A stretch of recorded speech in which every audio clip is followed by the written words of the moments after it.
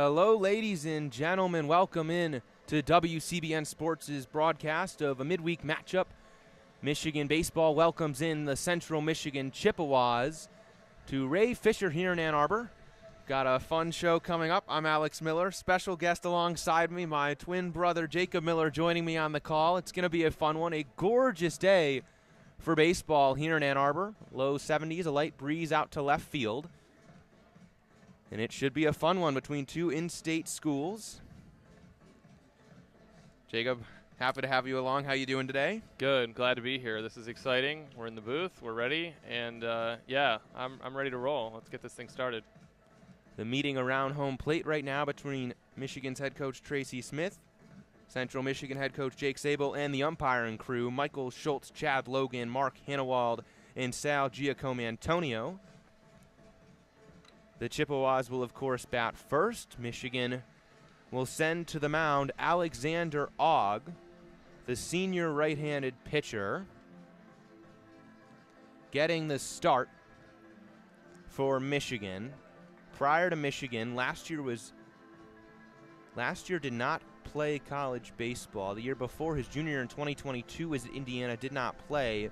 Before that was at Arizona State, only pitched a third of an inning, retired a batter. And in freshman, his COVID year, did not play in the shortened season. So this is a largely inexperienced arm for Michigan this season. 7 appearances. This is his first start of the year, only 4 innings pitched. So it's going to be a chance for Alexander Ogg to test his stuff against the Chippewa bats. Yeah, and limited appearances, not great numbers, but as you were saying, not that much experience. So he'll get a chance here to show his stuff. But in 4 innings so far this season, he's given up 8 runs, 7 walks. The opponent's batting average is up to 250. So, he's got some work to do tonight, or this afternoon. But, fresh arm. Here we go. I was actually on the call for his last outing, I believe, against Ohio State. Only pitched him a third of an inning, gave up 3 runs. But we'll see how Ogg fares today. We'd also like to welcome in our listeners on Big Ten Plus, this broadcast being simulcast on WCBN Sports Student Radio, the official voice of Michigan Athletics, official student voice, and on Big Ten Plus. Happy to have you along with us for this one. We'll get underway shortly. Chippewa batting order, leading off Marquise Jackson, the right fielder, hitting second. Nick Dardis, the second baseman. Jacob Donahue hits third. Ellie Stewart cleans up. Danny Westenfeld hits fifth. Cole Prout, the designated hitter, sixth. Drew Stengren catches and hits seventh. Elijah Henning hits 8th. The shortstop, Robbie Morgan, the 4th, hits 9th. Eli Stewart, the cleanup hitter for Central. Michigan defense getting announced at the moment, taking the field. Cole Caruso at the hot corner. Kyle Dernetti at shortstop. Mac Timbrook at second base. Colin Priest at first. Joe Longo in left field. Jonathan Kim getting the start in center. Stephen Hrustich in right field. Brock Lightgeb behind the dish, joining Alexander Ogg in the battery for Michigan.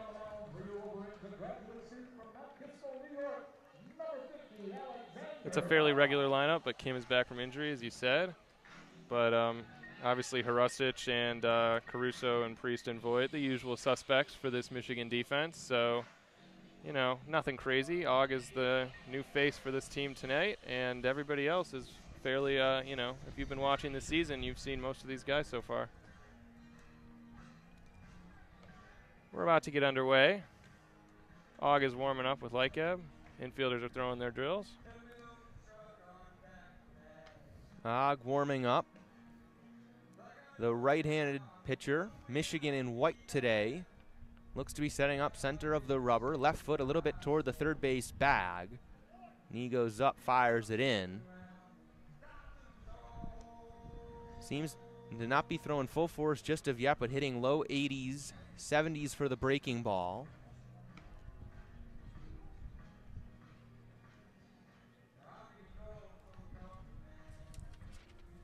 Getting warm and ready to go for Tracy Smith's squad. The right-hander, Mount Kisco, New York native. On the bump for Michigan.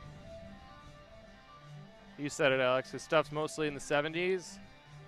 Obviously not bad, but not incredible. He'll have to work his stuff tonight or this afternoon to get out these Chippewa batters. I mean, it'll be interesting to see who Michigan goes to out of the pen for Og. I mean, it could be someone like Dylan Vignew, who hits mid-90s with the fastball. And, I mean, that's about as different of a 1-2 punch pitcher to pitcher as you can go. That could work. I mean, sometimes that change might throw off the hitters, so nothing wrong with that. But Og's going to have to get his breaking pitches moving to fool these hitters. 5 seniors open the lineup for Central Michigan. Marquise Jackson will lead it off. Senior from Chicago, Illinois will dig into the left-handed batter's box. Og comes set and delivers his first pitch of the ball game for ball 1, 4:02 p.m. on this Wednesday afternoon. Og back on the rubber, raises the knee. 1-0 pitch, low and in. Lightgeb stops it on a backhand.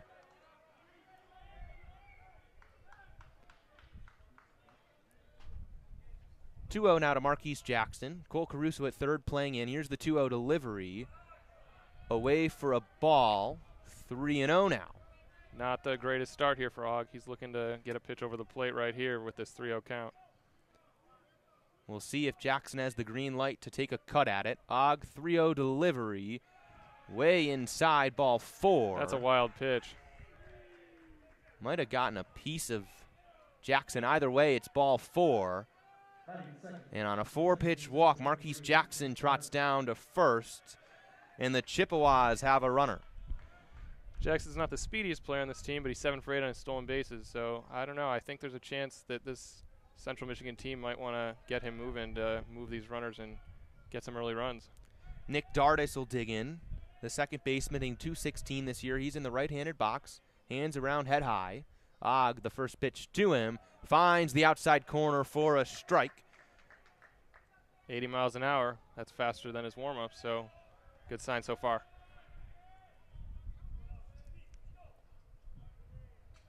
Oh, and 1, here's the pitch. Low and away, good stop by Lightgeb to keep it in front of him. They're definitely keeping an eye on Jackson. Lightgeb's keeping him at the plate, or keeping him at first when he gets the pitch. Og working from the stretch, checks on Jackson at first, and now tries a pickoff move. Back safely with ease on a dive is Jackson. Colin Priest manning first base for Michigan. 1-1 now to Dardis. Another pickoff move. They've got him trapped. Jackson trotting to second. Priest up there and now running him down. I believe was Kyle Dernetti. Yeah, excellent play. Nice. I mean, they just fooled him, and Og was able to throw to first, and they got him on the rundown. Nicely done by the Wolverines. 1 out, nobody on. So Og erases the 4-pitch walk. Now has a 1-1 count to Nick Dardis. Brock Lightgeb, I believe, requesting time behind the plate. Now home plate umpire Michael Schultz gives the point to Og, ready to go. 1-1 pitch, up and in for ball 2. Outfield's playing pretty centered. The center fielder, Kim, is a little shaded to left field, but pretty center on, and the infield's pretty much straight on, too, for Dardis. 2-1 to Dardis. Og delivers the pitch. It's ripped to third off of Cole Caruso on the slide. It'll get to left field wall. Longo plays it just in front of the wall, and actually holds Dardis at 1.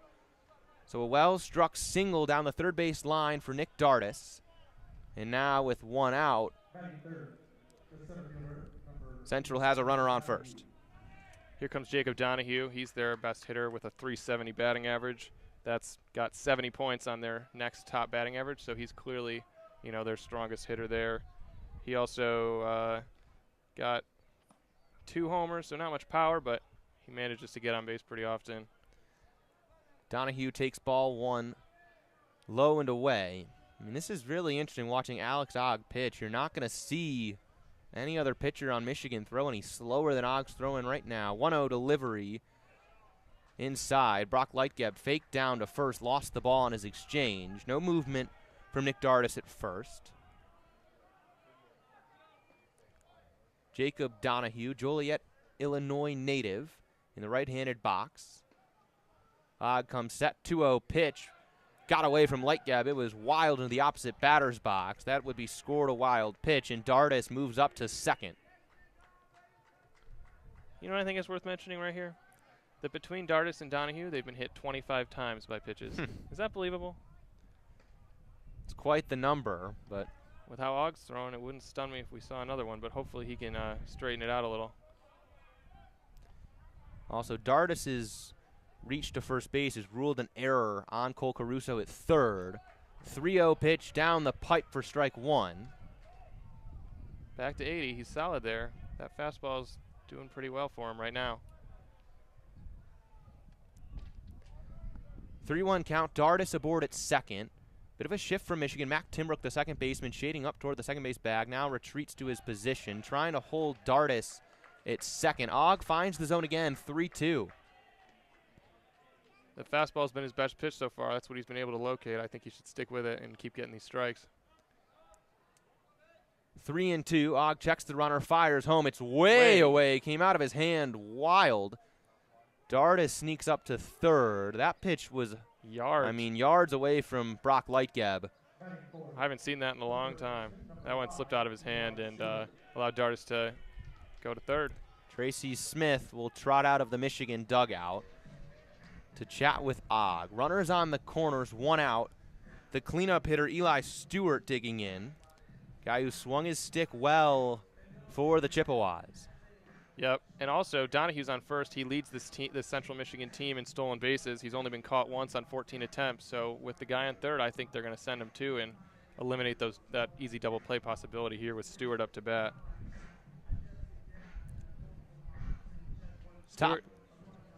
Top of the first inning, one out, runners on the corners. Stewart leads this team in RBIs with 34. His average isn't as high as Donahue's, but he's batting .301, which is, pretty solid. And he's got a chance here to knock in a run with Dardis standing on third. Home plate umpire Michael Schultz has seen enough with a meeting on the mound, breaks it up. Tracy Smith will walk back to his dugout on the third base side. Stewart will dig into the right-handed batter's box. Short and second base are deep. Third and first are at the bases. A double play gets Ogg out of this inning. He comes set. Runners on the corners, one out. Here's the pitch from Ogg. That one low and away.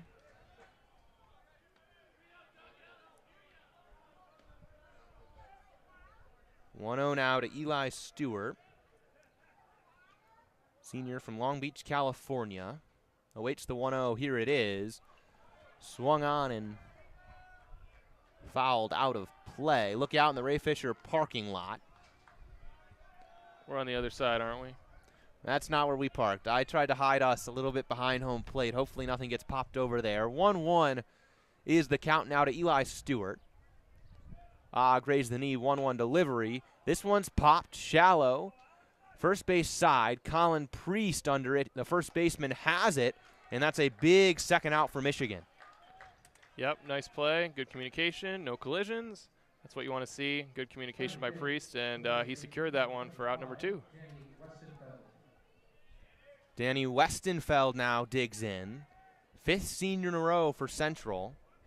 An experienced lineup. Behind him is a sophomore in Cole Prout.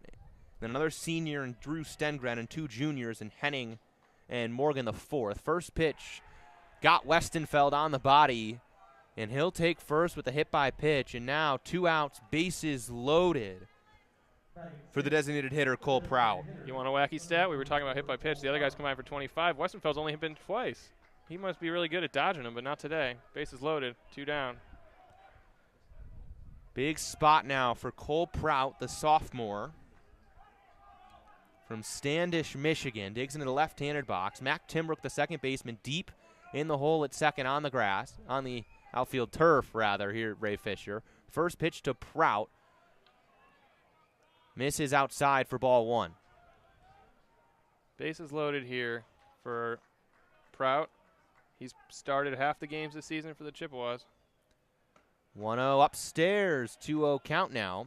Ogg has nowhere to put the sophomore designated hitter Cole Prout. Bases loaded. Yeah, no score, top of the first. He's got to get something over the plate here with his 2-0 count. You don't want to go 3-0 here with the bases loaded. 2-0 delivery. Fouled off. That was over the plate. Yep. 2-1. Working it back. That's what you want to see. Ogg checks the wristband, now back on the middle of the rubber. 2-1 count. Prout briefly walked to his dugout. Now heading back toward the left-handed box. Bases loaded, 2 outs, 2-1 count. Prout in the left-handed batter's box. Ogg, 2-1 delivery for a strike, 2-2. And 82 miles per hour, his pitches are getting faster. That should bode well as Ogg continues to make this first start of his Michigan career. I mean, it's still quite interesting. You rarely see fastballs at only 82, but Ogg, that's where he's throwing. 2-2 pitch. Got the back between the 44 on Prout's jersey and the hit by pitch. Plates a run. Dardis comes home from third, and Central Michigan takes a 1-0 lead. That's really unfortunate because those last 2 pitches by Ogg were 2 of his best today, and then that one slipped again, and he hit Prout. So here comes Stengren with the bases loaded again. 1 in for Central. Drew Stengren, the senior catcher. And Michigan's going to go to the pen. Really? That's a short start for Ogg. But they're looking to get out of this jam, and they're going to call on. Can you see that number? We'll see in a moment. Michigan has been a team that throughout this year on midweek games has not been afraid to go to a bullpen day. It's a day to test out arms to see if there's maybe someone you might be comfortable going to later in the season. It's an unfortunate start for Ogg. If he gets that batter out, I think he comes back for the second because he'd started to figure out his command a little bit until that last hit by pitch that hit Prout. But they are going to go. It'll be Sachem Ramos out of the pen for Michigan. The freshman Brooklyn, New York native will get the ball, bases loaded, 2 outs in the first inning. Yeah, Ramos is going to warm. Everybody else is kind of hanging out for the minute.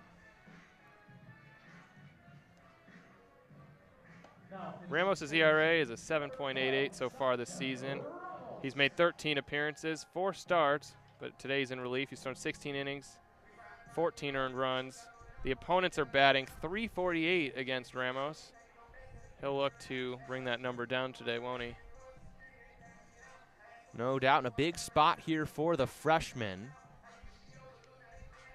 Hitting low 90s with the fastball in warm-ups. Change of pace from the much slower throwing Alexander Ogg. Bases loaded for the 7-hitting catcher Drew Stengren, who comes into this one hitting .202. 1 double, 1 homer. Not exactly the fiercest hitter in this Chippewas lineup, so hopefully Ramos is hoping to get out of this and not see the 8-hitter Elijah Henning. 2 outs, bases loaded. Donahue at third, Westenfeld at second, Prout aboard at first. Sachem Ramos out of the pen to try to shut this thing down for Michigan. 2 outs. Stengren digs into the right-handed batter's box. First pitch from Ramos for a strike. 0-1. Yeah, Ramos is at 91. I mean, these guys didn't see Ogg, but that could come to help them when the second time around comes.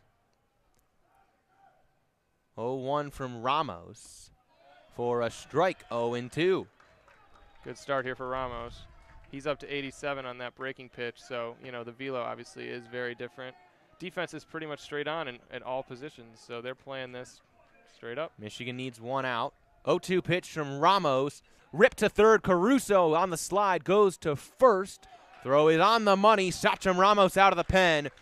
Gets a big third out and keeps this game right where it is. 1-0 Central Michigan. Bottom of the first coming up. That could have been a lot worse for Michigan. Ramos gets them out of the jam. And here comes on the mound Trey Miller for Central. Trey Miller on the bump. The senior gets the ball for Central Michigan. Illinois native. Comes into this one with a 9.30 ERA. He's been getting hit, 9.30 ERA. The opponents are batting .323. So, you know, there's a chance here for Michigan to bring back a quick comeback here with some quick runs off of Miller. I've got a feeling this is going to be a bit of a high-scoring game. It's a midweek, Yeah. neither team tossing That's out their best prediction. arms. What's your prediction? What do you think this is going to get up to? I think at least one team gets to the double digits, at least. So you're saying like I think Michigan over-under is higher than 10. I think it could be like a 12-7 Michigan runs. win, something like that. 12-7. Maybe a little more. I don't know. It'll be interesting, but yeah, I mean, the Wolverines have hit pitchers with much lower ERAs successfully, so there's some opportunity here to hit some balls hard, hit some balls deep, and take back the lead or take the lead. in this Michigan offense, the lineup today: Jonathan Kim back in there. Started all 3 games against Michigan State. Started the midweek game against Kent State. After having returned the weekend before off the bench against Long Beach State, Kim back from his injury. He's been hitting well. He's in the top of the order. Mitch Voigt to follow, the designated hitter today. Stephen Hrustich hitting third, the right fielder. That's a dangerous top 3. Colin Priest, the big bat of the freshman, hits cleanup. Cole Caruso 5th. Joe Longo 6th. Mac Timbrook 7th. He's been swinging his stick as well as they come in the last couple of weeks. Kyle Dernetti 8th. Brock Lightgib 9th. For Michigan, Jonathan Kim will dig in. Michigan's glad to have Kim back. Other than Timbrook, he's got the 2nd highest batting average on this team. So Michigan's glad to have him in the lineup and leading off here in the bottom of the 1st. Kim left-handed box. First pitch to him from Miller. Low at 89 for a ball. Third baseman's playing in for Central. The shortstop and second baseman are both on the grass, and first is deep but on the infield dirt. 1-0 pitch. Kim takes a crack at it. Chopper to second on the charges. Dardis throw to first and is dropped by Westenfeld, the first baseman. Jonathan Kim's speed made that one interesting. And the first baseman, Westenfeld, just couldn't close the mid on the baseball. Just like I haven't seen a pitch go yards away from the catcher, I don't think I've seen a first baseman drop a ball as easy as that one. It wasn't a bad throw. It was right on. No. That was a perfect throw by the charging second baseman, Dardis, and yeah. Mitch Voigt will dig in now. Big bat, staggered stance in the right-handed box. First pitch to him from Miller for a strike. It's very fitting. Trey Miller gets the start on the bump when 2 Millers are on the broadcast. Heck yeah. 0-1 count. Kim at first. Miller first base side of the rubber. And misses upstairs with a breaking pitch at 75. Maybe he doesn't throw it that much faster than Og, does he? Maybe that explains the ERA. Miller 1-1. Another breaking pitch. Better spot, but missed low. No chase from Mitch Voigt. 2-1. This is a bat that does have some chase in it. A team leading 50 strikeouts for Mitch Voigt. 2-1 pitch. Inside, 3-1. They did rule that Kim reached on an error, and they credit it to the first baseman, Westenfeld. He dropped the toss from the second baseman, Dardis. 3-1 count now to Mitch Voigt. Set is Miller. Raises the knee, 3-1 pitch. Caught the outside corner. Mitch Voigt thought it was ball 4. Instead, 3-2 count.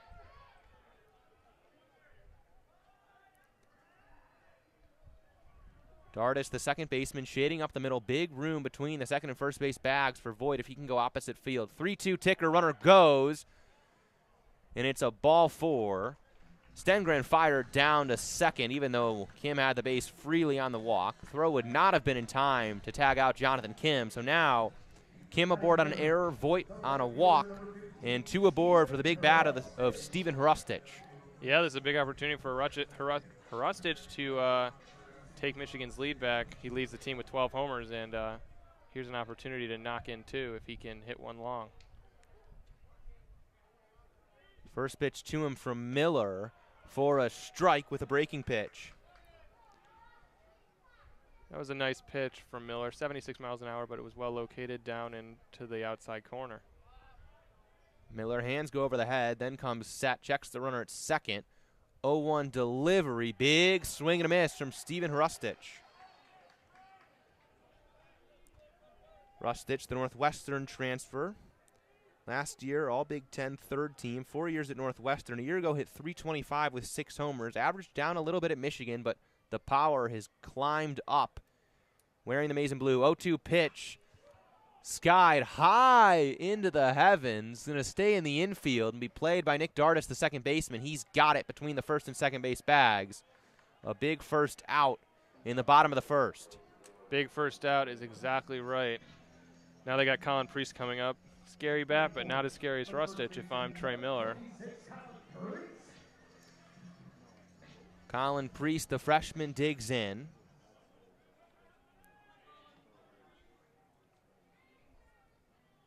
Mount Dora, Florida native. First pitch to him for strike one. 87 miles an hour for Trey Miller. That's the fastest we've seen for him. He's bringing up the velo, and good start to the at-bat for Miller. Here's the 0-1 pitch to Priest. Up and away, ball one. Miller's got to keep those pitches well located. His control hasn't been perfect so far, but he's had some strong pitches.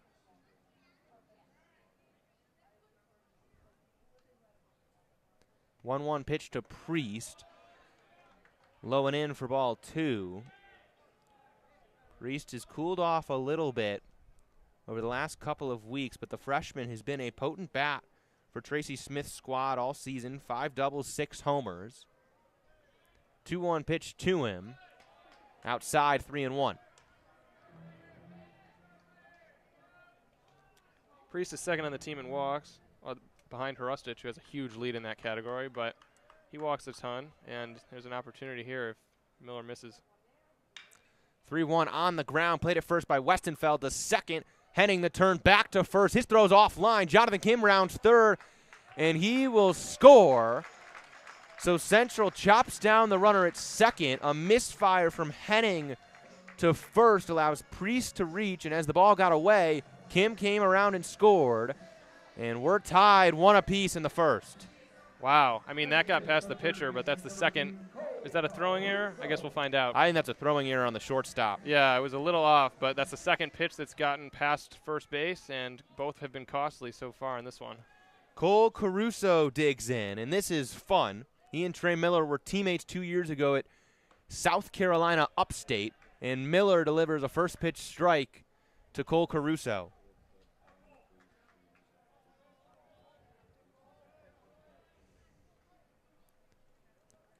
0-1, here's the pitch.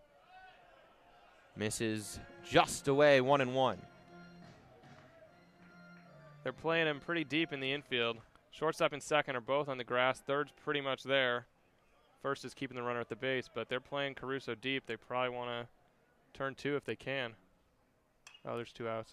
This one's popped foul on the first base side. Westenfeld heading toward his own dugout and has it.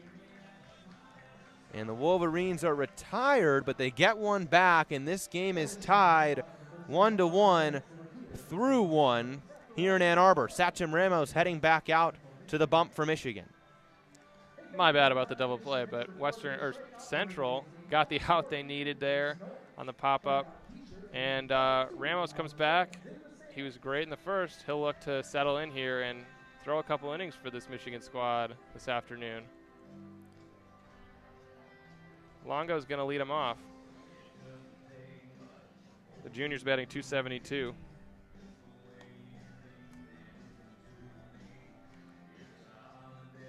Yeah. Okay, I lied. Don't worry about it. Ramos is on the round. Ramos on the bump. He'll face Henning. Yikes. Elijah Henning, Robbie Morgan IV, and Marquise Jackson of Central Michigan. Henning, a junior, hitting .233. Morgan, the 9-hitter, another junior, only hitting .176. And Marquise Jackson, the leadoff man, hitting .200 flat.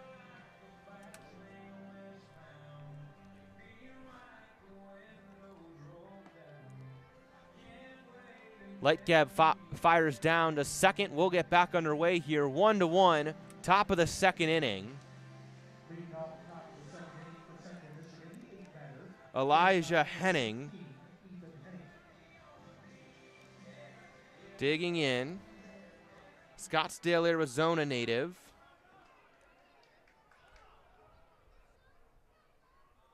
First pitch to him. Low and in from Ramos. Henning previously spent some time at Southwestern Oregon Community College and Mesa Community College. Well-traveled young ball player. Takes a strike, 1-1. Ramos from the windup, 1-1 delivery. Low and away, backhanded by Lightgeb, 2-1.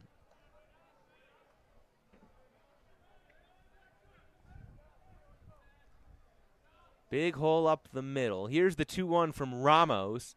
Sky to center field. Jonathan Kim retreats a few steps, now comes in. He's got it. And there's the first out of the second. Routine play for Kim. Didn't have to move far for that one. That's out number 1 of the inning. And now the 9-hitter Robbie Morgan, the 4th, hitting a .176. Shift on as Mac Timbrook scoots from the second base side to playing on the shortstop side of the second base bag. This one's ripped to left field, and that's going to get down and head to the wall. Joe Longo plays it out there. Relay to short. Dernetti to second. They've got him. Tag applied by Timbrook.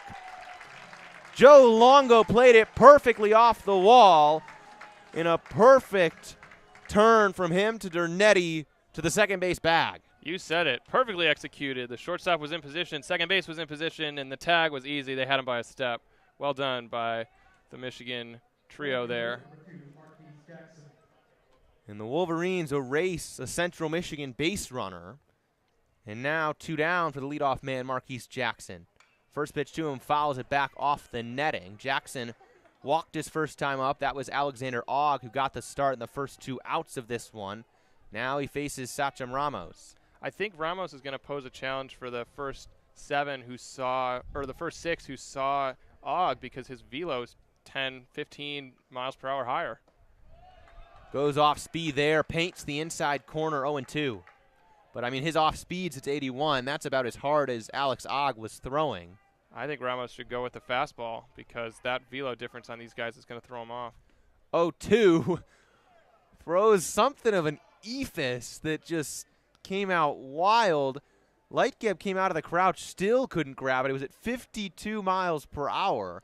Could be a setup pitch for that fastball. Change eye level, change velo, but I think most likely than not, that was just a misfire. Yeah, I think Ramos slipped or something, and he just threw that one away to, throw the ball. 1-2 goes fastball. It's ripped past Timbrook into left center field. Jackson was hustling down the first base line, but he's held up there. But a 2-out base hit for the leadoff man, and Nick Dardis will trot out. Yeah, that was close. Timbrook almost had a play on it, but it was a couple about a foot above his head on the hop.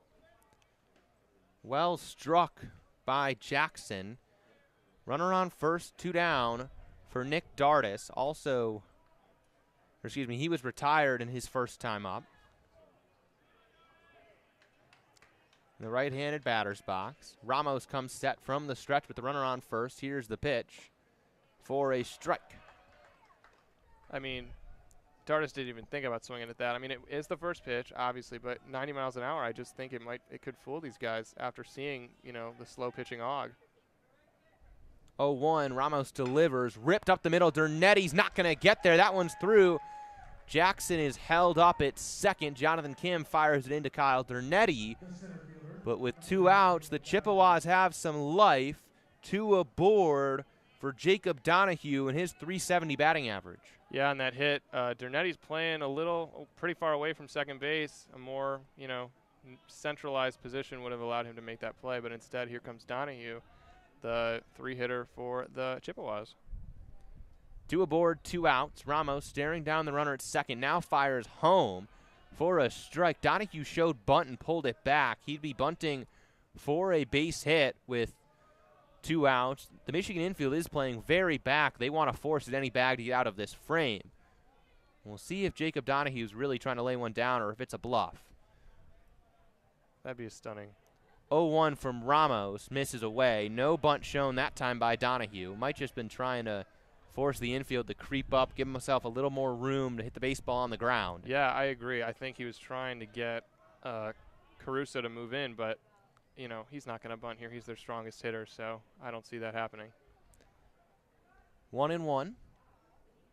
Here's the pitch from Ramos. Swing and foul tipped into the glove of Brock Lightgib. 1 ball, 2 strikes. 2 down here. Michigan just needs to tap any of the bases to end this inning. Ramos back on the first base side of the rubber. 1-2 delivery, low and away. Lightgib blocked it, got away from it up the third base line. Both runners advance. Lightgib first thought about Jackson at third. He was there, and by the time Lightgib turned his feet towards second, Dardis was there. So both runners move up 90 feet. Runners on second and third, 2-2 count, and 2 down in the top of the second inning. 1-1 ball game. Big pitch here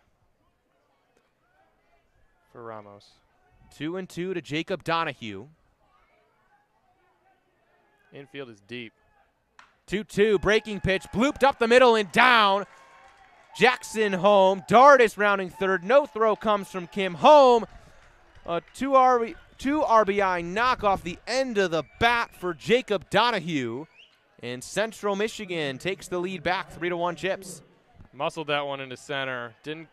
That landed barely in the grass, but it was enough to knock in 2, and Donahue stands on first. Here comes Eli Stewart. Jacob Donahue keeps on hitting. The average high in the 300s for a reason. Eli Stewart, 299 average. Runner goes. Pitch outside and up.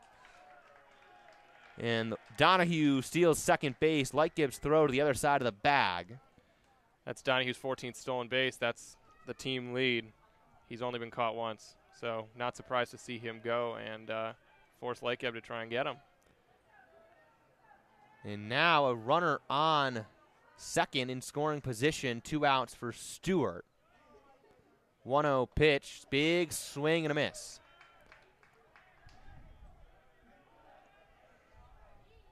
Stewart's got a big hole on the right side. If he can just knock one over there, that would probably score the speedy Donahue. 1-1 pitch. Inside. Lightgib tried to frame it up. Michael Schultz, the home plate umpire, didn't buy the picture. 2-1 count, 2 down, runner on second. Ramos staring him down, now fires home. Popped up. Look out in the Ray Fisher parking lot. You might get a dent in your windshield. Ooh. I tell you, there's dangerous out there. It's a dangerous place to park over there. 2-2 now to Stewart. Hands shoulder high, 2-2 pitch. Swing and a miss. Good pitch down and away. And Stewart chased it. Ramos gets out of the inning. Central Michigan gets 2 back. The Chippewas lead it 3-1. Bottom of the second. And the Michigan bats coming up. Great pitch by Ramos. Breaking ball, slid away from the hitter. Well located, down and outside, and got out of the jam. Now, it's Joe Longo, right? After my grievous mistake earlier, Longo is coming up for the Wolverines in a bit. Now it'll be Joe Longo, the 6-hitter, Mac Timbrook, the 7-hitter, swinging a hot bat as of late, and Kyle Dernetti, the 8-hitter. We'll get our first look at the broadcast cam. Hello, everyone. I'm Alex Miller alongside my brother Jacob Miller. It's fun time out at the ballpark. School year's all wrapped up. A gorgeous day here in Ann Arbor. Light cloud cover, light breeze. A really beautiful day for some baseball. Oh, yeah, it is. You said it was going to be hot. It's not hot. It's a little hot. I mean, we're inside a little bit, but this window's open, and it's pretty nice up here. Pretty nice. I'm I've still got my WCBN quarter zip on. Yeah, we're repping. It's a little cooler with just the shirt, maybe. We'll get back underway. Trey Miller, not our cousin, back on the bump for Central Michigan. Hey, you never know. Yeah, we could be related. You never know. 4th cousin twice removed. Joe Longo, Apple Valley, Minnesota native, will dig in. First pitch to him, popped out of play on the parking lot side, first base side. It'll take a hop on the asphalt, head towards some cars. I think they survived that round. Longo had a really nice relay an inning ago to throw out a runner at second from left field. Henning, the shortstop's playing deep here. 0-1, grounded to Henning on a chop. Henning on the charge, throw to first on the money. Handled that time by Westenfeld, the first baseman, one down. Good positioning there by Henning. I think he would have pretty much had that one anyway. Wasn't hit that hard, but he was right there waiting, took his time, and an easy throw to first to get the first out of the inning. And my mistakenly named earlier friend Longo is out. Mac Timbrook now, and he has been really swinging it well, average up to 335. It's been there for a little while now. He takes a pitch on the outside corner, caught the black for a strike. Third base is in here. 0-1 to Timbrook. 76-mile-per-hour pitch away. Timbrook, 4 years at Kent State, has transferred to Michigan.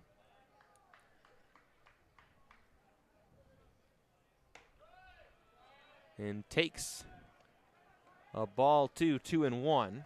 Yeah, that pitch was close, but outside. But Timbrook a year ago, second team All-MAC. He's got experience against Central Michigan. Pops this one high to center. Coming in is Donahue, and he's got it. And 2 quick outs for Trey Miller. Here comes Kyle Dernetti, the shortstop. He's started every single game this year for the Wolverines. Batting .247, pretty solid for the senior. Dernetti, the Oregon State transfer. Him and Mac Timbrook and Cole Caruso, those 3 transfers have been a big part of this Michigan infield. And he takes a first pitch strike from Trey Miller. Henning's back on the grass. This time it's short again, as is the second baseman Dardis.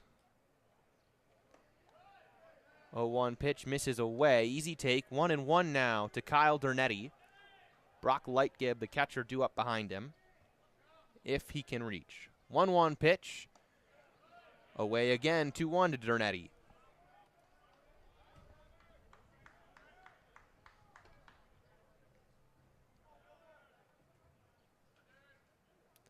Two-one pitch.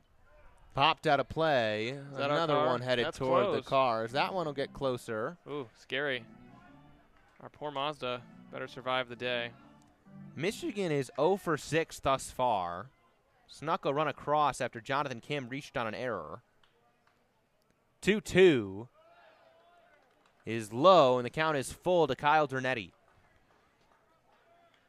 Yeah, Miller has thrown 25 pitches, but he's been able to get the outs when needed for the most part, minus those couple of errors, which obviously can't go to him. 3-2, ripped up the middle by Dernetti for a base hit to center. Outside pitch, Dernetti reached out and smacked it up the middle. Yep, nicely done by Dernetti. Brings up Lightgib, the catcher. Only batting .157. He'll look to, bring that up right here, but 2 down with Lightgib coming up to the plate. Any chance they send Dernetti with Lightgib up? With 2 outs? With 2 outs and Lightgib up? Or maybe they don't want Lightgib to get caught. Well, Lightgib swings the first pitch, chopper to short. Henning tosses it to Dardis, covering the second base bag to get Dernetti there. 4 up, 3 down go the Wolverines. And through 2, Central Michigan leads at 3-1. Yep, Miller's been solid. The velo's pretty low, but that ERA's got to be dropping fast. He's down to an 8.81. He started today at a 9.3. Fast dropping.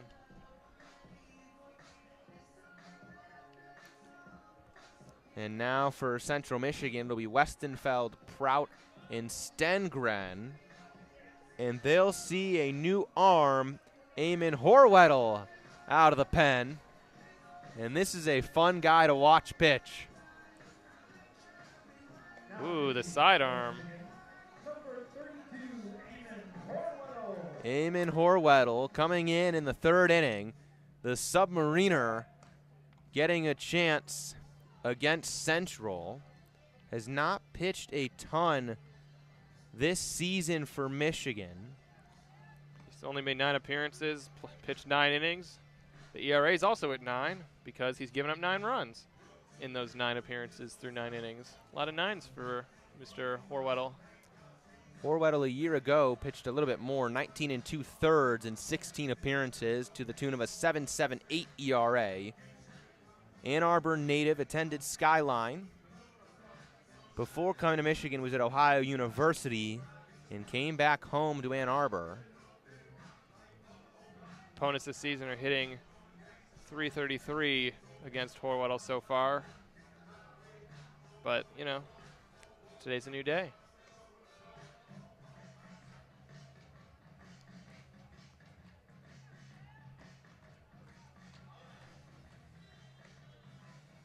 Horwedel hasn't pitched in a month. He last appeared on April 9th against Western. Today he's facing Central.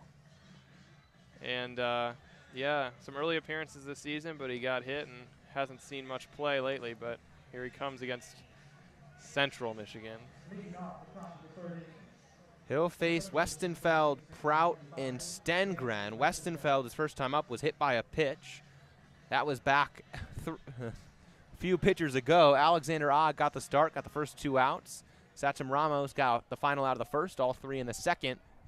And now in the third, it's Eamon Horwedel. First base side of the rubber. And his first pitch is a strike. 80 miles per hour. Huge hole up the middle right now. Dernetti's way to the left. Timbrook's kind of centered. Horwedel draws a swing and a miss for strike 2. Looks like his arm slot came up a little bit there. We'll see if that's something he plays around with. 0-2 now to Westenfeld. And that one is skied high and foul toward the Michigan bullpen on the left field side. So we'll dance again at 0-2.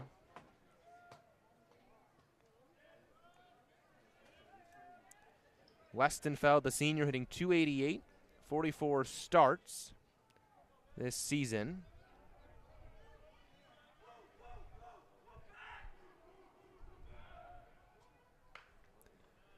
And that pitch back to first. Colin Priest will take it himself to the bag. Confused him for a second. Retired. Confused him for a second there. Had some funky spin off of that one, but he went back to it, found it, and Priest got to first to get the first out of the inning. Horwedel covered the bag, but to no avail. Colin Priest was like, "It's okay, buddy. I'll take this one myself." Yeah, it didn't get that far away from him, and he was easily able to jog back to first in time. Timbrook's now in the outfield on the right side. Went out for Cole Prout. First pitch chopped foul. First base side. Prout, left-handed hitter. Horwedel, the righty, working all the way over on the first base side of the rubber. A slight shift on him here. 0-1 pitch in tight for ball 1. Clearly not afraid of any bunt here with where Caruso's playing deep at third, almost closer to short. 1-1. Here's the pitch from Horwedel. Misses for ball 2. Close pitch on the outside part of the zone. Or missed the zone, but outside from the left-handed hitter, Prout. 2-1. Here's the delivery from Horwedel. Inside. Prout checked his swing. Third base umpire Sal Giacomo Antonio says he did not go around. 3-1 count. I want the last name Giacomo Antonio. Instead, we're just Miller. Alas. 3-1. Here's the pitch from Horwedel.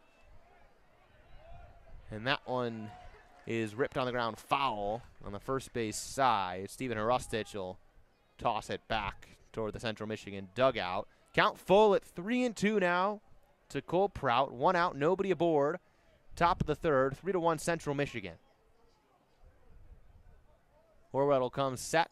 3-2 pitch, fouled back. Full count now for Prout.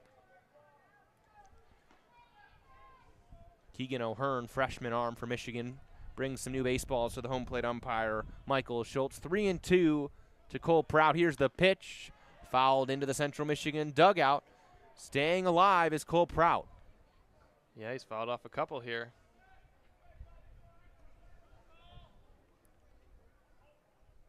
Horwedel back on the rubber, seeking something to put away the sophomore designated hitter. 3-2 pitch again. Rung him up. Prout thought it was outside, started down to first, and Michael Schultz behind the dish pumped the fist as Horwedel paints the corner for a strikeout. That looked good from our vantage point. What'd you think?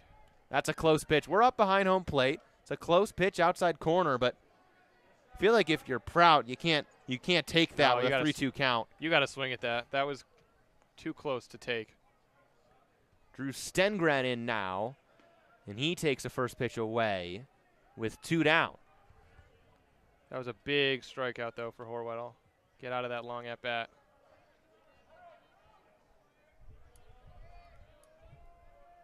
One and 0. Here's the pitch from Horwedel. That one caught the outside corner to Stengren.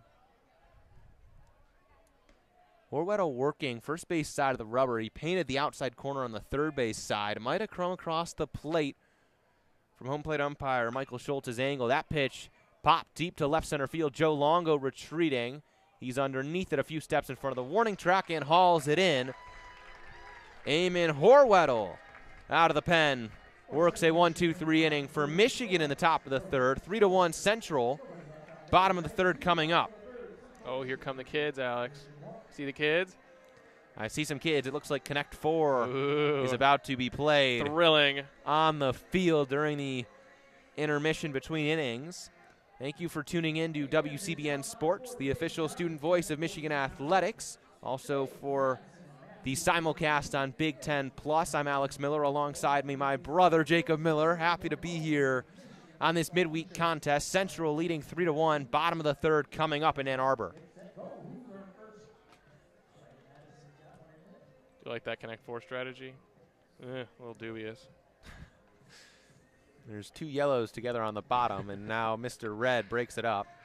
Young fellow in green shorts and a green hat. Style. That's what I call that. Style. It's not repping either team. Oh, that could be a Michigan shirt. Could be a Michigan shirt, but the bright green shorts, bright green hat. Style. That's all you can call it. Style. Question is this game going to end in the next 50 seconds between this inning? Oh, and the Connect 4 stand almost toppled over. We'll keep an eye on this rivalry matchup between these young fellas. Michigan will have top of their order Jonathan Kim, Mitch Voigt, and Steven Hrustich. Oh, and time has expired. The PA announcer today says that time has expired and it's a tie. Didn't know that there ain't gonna were. make anybody happy. There's no ties in baseball. Why are there ties in Connect 4? Oh, man. Who knows? Trey Miller back on the bump for Central. He's largely fared well. Wolverine hitters are 1 for 8 with a walk against him. First pitch to Kim, fouls it off.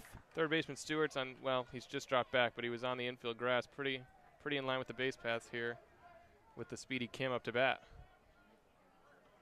Center of the infield's both on the grass. Here's the 0-1 to Jonathan Kim. Swing and a miss. Pitch down and away, and Kim falls behind 0-2. I'd throw him a fastball after that breaking pitch. That was at 76. I'd elevate something to the 80s, see if I can get it by him. 0-2 from Miller. Fouled off. It was a fastball at 91. Kim was behind it, slapped it out of play on the left field side. I'd do it again. See if I can force one by him in that 0-2 count. 0-2 from Miller. Went low and in with a breaking ball. Kim didn't chase. Left-handed hitter, right-handed pitcher. 1-2 from the windup. Ripped back up the middle where it came from and through for Jonathan Kim. And he's aboard with a leadoff knock. The table setter gets on. That's how Michigan wants this inning to start. Runner on for Voigt now with nobody out.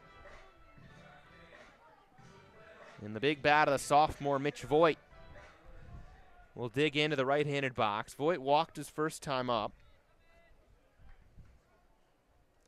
First pitch to him is cranked to left field. That one's down, heading to the wall. Morgan going to play it off the wall.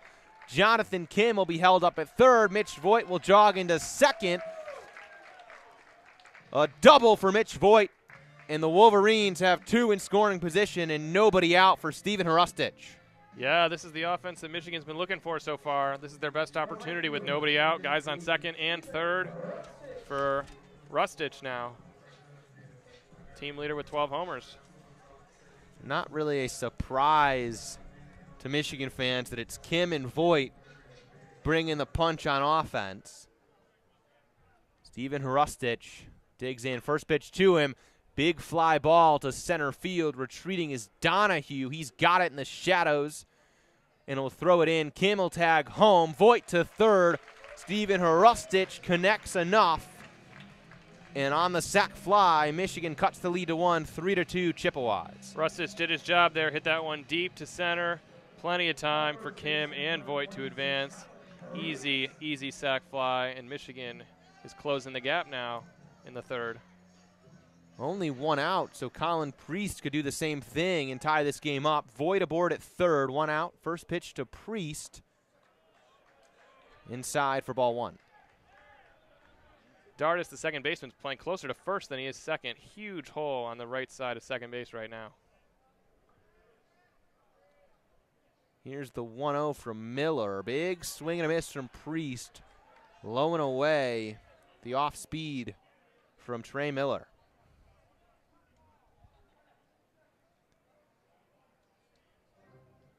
And Colin Priest requesting time to adjust the batting gloves.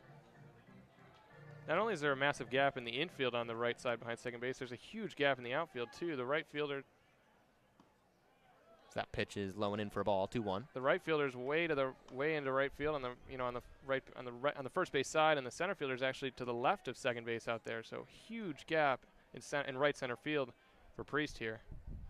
2-1 for Miller. Low and in, ball 3.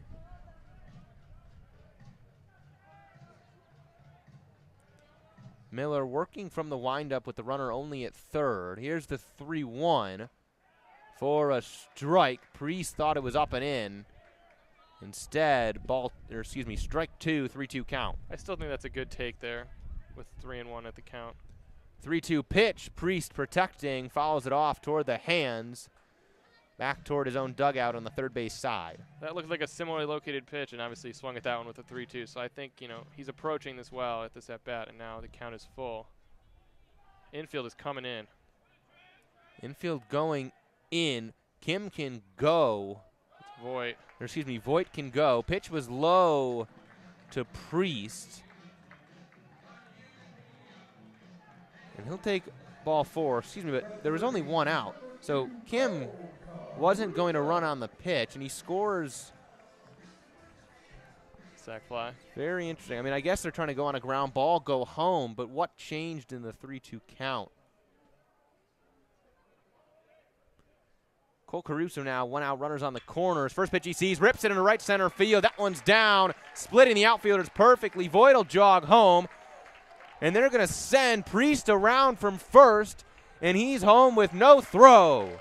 Cole Caruso delivers with a 2 RBI knock, and Michigan takes the lead back 4-3 Wolverines. I was talking about that huge gap in right center. They didn't close it, even with Caruso at bat, and he hit it right into the open space. The outfielders had to chase that one to the wall, and 2 runs scored there. Michigan takes the lead. And now Joe Longo digs in, only 1 out. Cole Caruso aboard at second.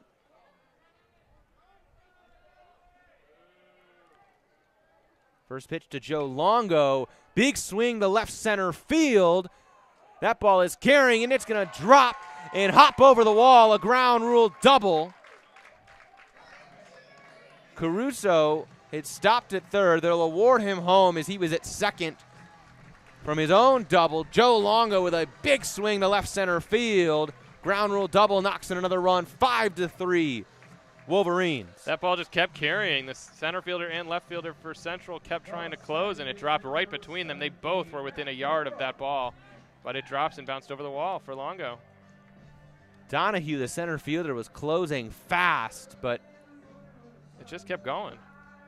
An excellent swing from Joe Longo. And now a mound visit for Trey Miller. Arms are warming in the Central Michigan pen.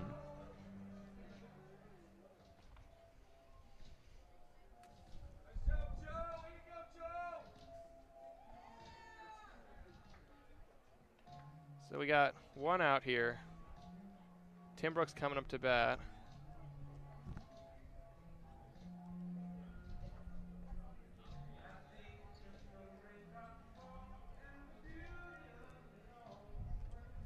No pitching change for Central. The meeting on the mound concludes. Longo aboard at second. And Mac Timbrook back up to the dish. Cole Caruso, 2 RBI double off his former South Carolina upstate teammate Trey Miller. Joe Longo with a double of his own to knock in Caruso. He's at second now with 1 out for Mac Timbrook. First pitch to Timbrook for a strike, breaking pitch on the outside half of the plate for a strike.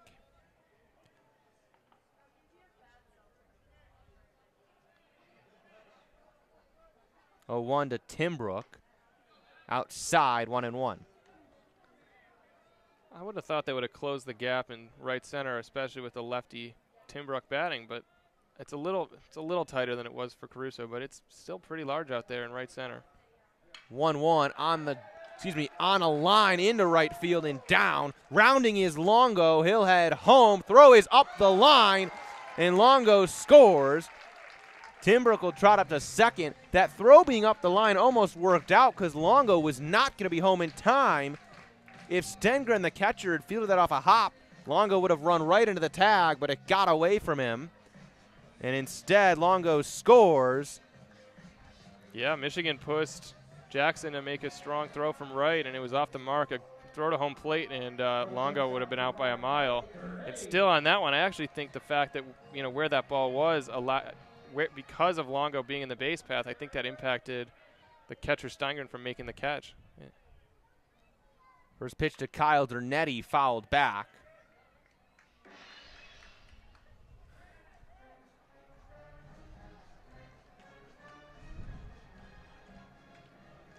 The Michigan bats passing the baton right now. They lead 6-3. 0-1 strike to Kyle Dernetti, 0-2. Only 1 out still. Mac Timbrook aboard at second. Henning and Dardis up the middle are both playing pretty deep. 0-2, ripped on the ground, up the middle and through. Timbrook around third.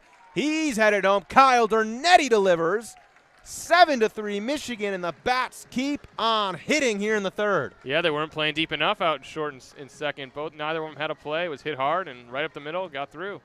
Hey, my over 10 is almost hit. I mean, I had a feeling with the bullpen day both ways. This was going to be a high-scoring affair. Yep. And the Wolverines have come alive for 5 runs in the third, and still only 1 out for Brock Lightgab. And now Jake Sable and staff will go to the pen as he pointed down to the Central Michigan bullpen on the right field side.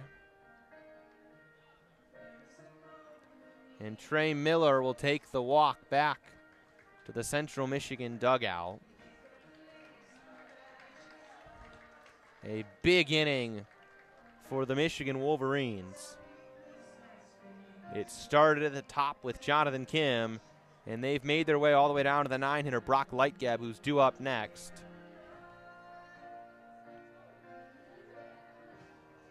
Yep, Lightgab comes up. Jernetti's on first. If you're Central, you're hoping to get a ground ball here and get out of this thing.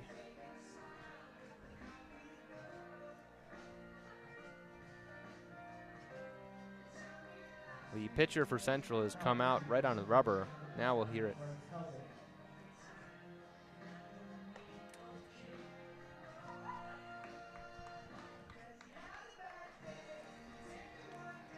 It'll be number 29, Bryce Helgath, the senior for Central Michigan.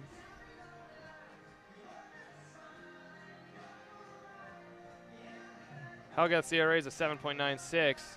He's thrown 26 innings this year, so he's appeared fairly regularly for the Chippewas, but 23 earned runs in his 26 innings. So,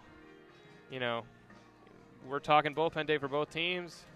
Not necessarily the primary pitcher. Well, he's made a bunch of appearances, but, you know, we're seeing some guys who have had, you know, limited playing time for the most part. A year ago, Helgath did not pitch prior to Central Michigan. It says that he played 4 seasons at Dayton, with giving a stat for his performance there in 2002, the year we were born. I'm going to assume that meant 2022 yeah, for I think Helgath that's a after his assumption. 4 years for Dayton, now wearing the maroon and gold of Central Michigan. I really like these jerseys Central's wearing today, all gold across the chest with a white stripe, and then in maroon with gold font says Chippewas for Central. Michigan in the all whites and blue numbers. Brock Lightgeb will be the first batter that Helgath sees, with a runner on first in Dernetti. 7-3 Wolverines, big bottom of the third for Michigan. First pitch to him, Lightgeb lays down a bunt, and it'll trickle foul down the third base line. I like that attempt there by Lightgeb.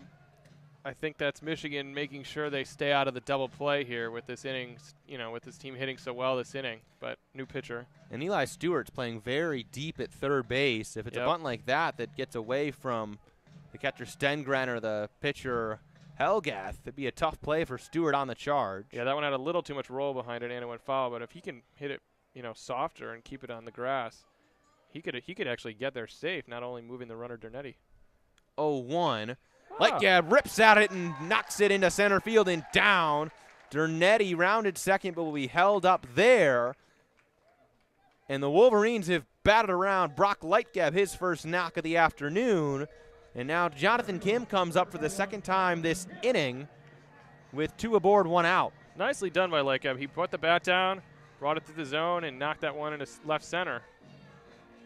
And here comes Kim with 2 men on. Lightgeb, a young player, a freshman. And a good knock to his resume. First pitch to Kim, a strike at 92 from Bryce Helgath. Still that giant hole in right center field. 0-1 to Kim. Chopper on the ground, and it splits Henning and Stewart, the shortstop and third baseman. Dernetti rounding throw to the plate. Not in time. And now it got off the chest protector of Stengren. Both runners move up again. Jonathan Kim delivers for the second time this inning. 8-3 Michigan. And Lightgeb to third, Kim up to second. And only 1 out. The Wolverines continue to push across runs in the third. And that bounce off Stengren's chest protector could prove unfortunate for Central because, you know, the double play's been eliminated that would have been in you know, within a possibility before. First pitch to Voigt, big swing and a miss. I don't know. That's the second one that's gotten away from Stengren and been really consequential.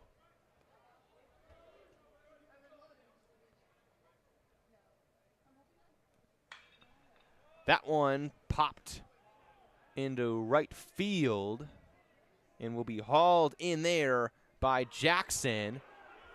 And he threw it in. It got cut off. Caught in the base paths is Kim. Now Lightgeb headed home. They've got him in a pickle between third and home. And they get him as he dives back into third. So what happened there was Kim started to tag. Lightgeb didn't move, so Kim had to go back and wouldn't have made it, which forced Lightgeb to start moving, which is then when they switched to trying to get Lightgeb in that pickle, and they ended up getting him at third. Wacky. Just a miscommunication there between the Wolverine base runners. Yeah, I'm not sure how that happened. I mean, Lightgeb standing right next to the coach. Right, where Kim should be looking for the sign of moving up. I didn't see if the coach signaled Kim, but I didn't either. It's possible that he didn't. Lightgeb held up himself, but that would seem odd to me too. right, because Lightgeb's for right the by freshman. the coach, and he's right by the coach. Either way, a big inning for Michigan. They scratch across 7. And the most impressive part was that it didn't come on one big swing. There was no home run in that inning. There was only 1 walk. It was just a bunch of knocks together. Yeah, I mean, it was just hit after hit after hit, and a couple of, unfortunate bounces away from the catcher that helped that offense, but strong inning for the Wolverines. And here comes Horwedel back for his second inning today. Thank you for tuning in to WCBN Sports' coverage of Michigan baseball. WCBN, the official student voice of Michigan athletics. Happy to be on the call for this lovely Wednesday afternoon, a beautiful day in Ann Arbor for some baseball. This is the time of year in Michigan when it really feels like baseball softball season. Yep, this is great weather we're having today. Not too hot, just fantastic at Ray Fisher Stadium in Ann Arbor. And Eamon Horwedel, who worked a 1-2-3 inning in the top of the third, gets the ball back in the top of the fourth.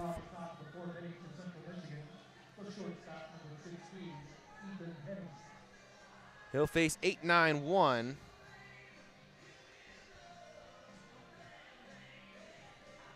Henning, Morgan, and Jackson. Elijah Henning digs in. Horwedel comes set first base side of the rubber, and the pitch is fouled back. To me, it looked like there that Horwedel's arm slot was a little higher than it is on some other pitches, but maybe that's just haven't seen him in a while. Yeah, hard to tell. We'll keep an eye on it for you. 0-1 to Henning. Misses outside, 1-1.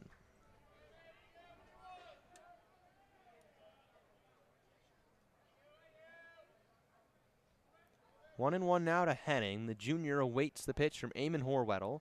1-1. Inside, popped out of play, first base side. Horwedel went into the hands. 1-2 now to Elijah Henning. Big hole up the middle for Henning here.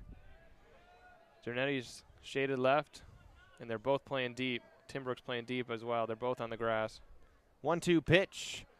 Popped to our right. There better not be a hole in the Mazda windshield. That's all I'm saying. 1-2 to Elijah Henning. 1-2 pitch from Horwedel on the ground right at Dernetti. Scoops it up across the diamond in time to Priest. One down in the fourth. Routine play. Short to first. Right at them both. Great throw. Quick out for Horwedel. And now the 9-hitter, Robbie Morgan, the fourth. Digs in. He sees a shift. Mac Timbrook, the second baseman, over onto the shortstop side.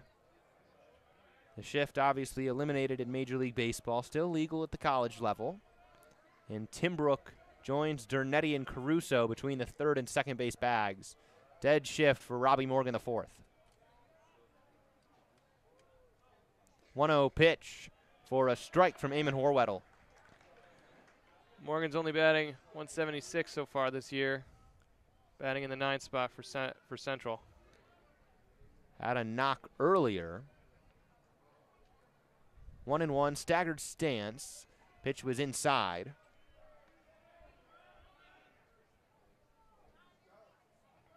Morgan taps the bat, spins it up. Horwedel, the hands go above the head as he now comes set on the first base side of the rubber. 2-1 from the Submariner. Not a full swing, a check swing. Horwedel will get to it before it went foul, but slipped as he tried to turn and toss it to Priest. We're seeing some wacky stuff today. And they just called that foul. Yeah. Which I thought that was a possibility too. If his glove when he contacted that ball was over the line, that would be foul, and I thought that was a possibility. It took a funky bounce there, and it was heading foul. And now they, never mind, they allow that fair as Morgan aborted first. That's my apologies. I misinterpreted the umpire's signal. Perhaps requesting time for Horwedel. And either way, a funky play. I liked Horwedel's decision to go after and get it. If he makes that, if he doesn't lose his footing, he has the time to get Morgan at first. Yep. In a First pitch ball to Marquise Jackson. They'll score that a single to the pitcher. So Morgan somehow is 2 for 2, both hits in the infield. I'm almost surprised that's not an error on Horwedel.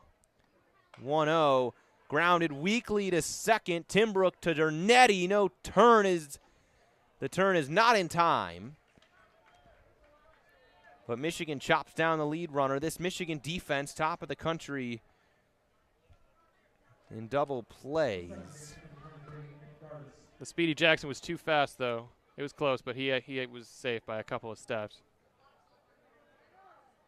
Here comes Dardis now. Michigan still does lead the country. 53 double plays. Couldn't turn 54 there.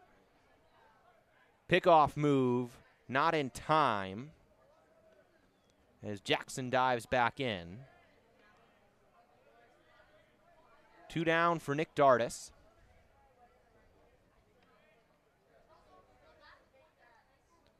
Horwedel up and away for ball 1 to Dardis, 1-0.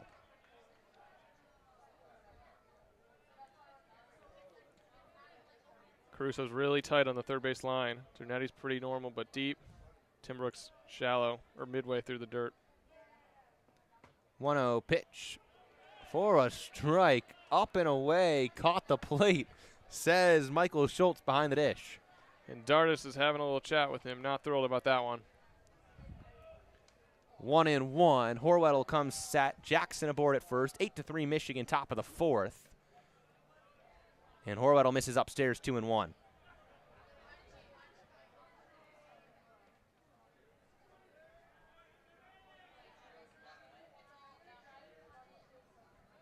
Pickoff move again. Jackson had barely taken a lead. And he scutters back to first without a dive. 2-1 now. Yeah, surprised he threw there. He had barely stepped away from the bag. 2-1 pitch to the plate. Misses low and in. 3-1 now to Dardis. I think we're about to see a fastball with this 3-1 count. Horwedel needs a strike here.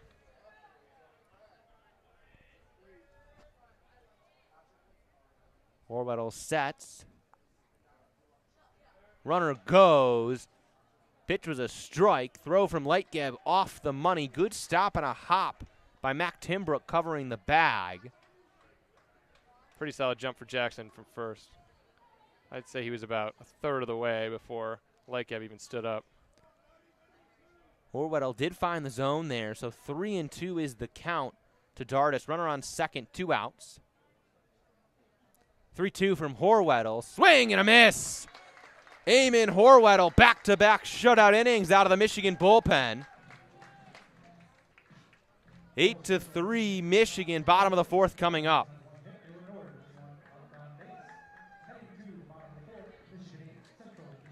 Horwedel's looked sharp in his 2 innings of work. Horwedel has looked sharp in his 2 innings of work. His ERA has dropped by over a point in this outing. I mean, he's had limited appearances and his ERA is pretty high, but impressive showing from him today. I think we might see a little bit more of him as the season starts to wrap up before the playoffs. Thoughts? I mean, it's certainly possible. Michigan team can always use More extra arms. pitchers. And you know you have Kurt Barr as a quality starter on Friday. Mitch Voigt has largely been solid Saturday. It's been a mix on Sundays of Will Rogers, Chase Allen, some Dylan Vignew from time to time, and Jacob Denner, obviously the main relief option for Tracy Smith and company. Never hurts to have extra arms. And it never though. hurts to have an extra trustworthy arm, especially when among that group, I mean, Kurt Barr and Jacob Denner have really been the only 2 that have been consistently strong all year. Not to say those guys haven't gotten roughed up either, but they've certainly been the most consistent pitchers for Michigan throughout this season.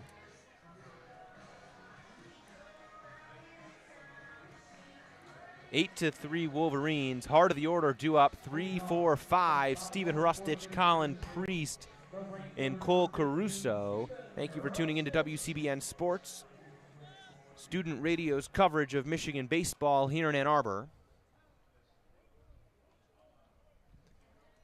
Bryce Helgath back on the bump for Central Michigan.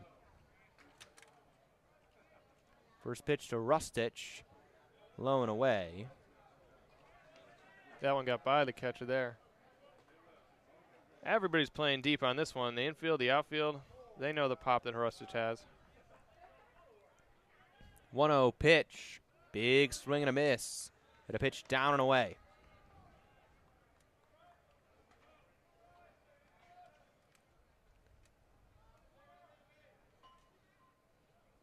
One. Towering fly ball deep to right field. Jackson heading toward the foul line has it. And Hrustic is retired. Fairly routine that play there for Jackson. Probably took about 20 steps, but never had to really outright sprint for that one. It was in the air a long time, and he caught it near the foul line. Colin Priest now 1 out. 8-3 Michigan, bottom of the 4th. First pitch to Priest. Low for ball 1. Didn't he destroy this big gap the last time he batted? Or was that somebody else? Believe that was Caruso. Okay. We were talking about it with Priest, and then he walked in the Right, third. he walked. And Okay. then Caruso ripped one there.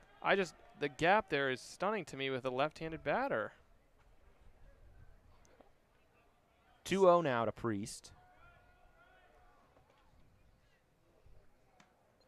And the pitch way away, 3-0 hitters count. I mean, the second baseman is shifted. Obviously, first baseman's tight on the line, and the second baseman's solidly in the middle between first and second. But the shortstop's playing deep and, far away. 3-0 right down Broadway. And Priest was taking all the way, 3-1.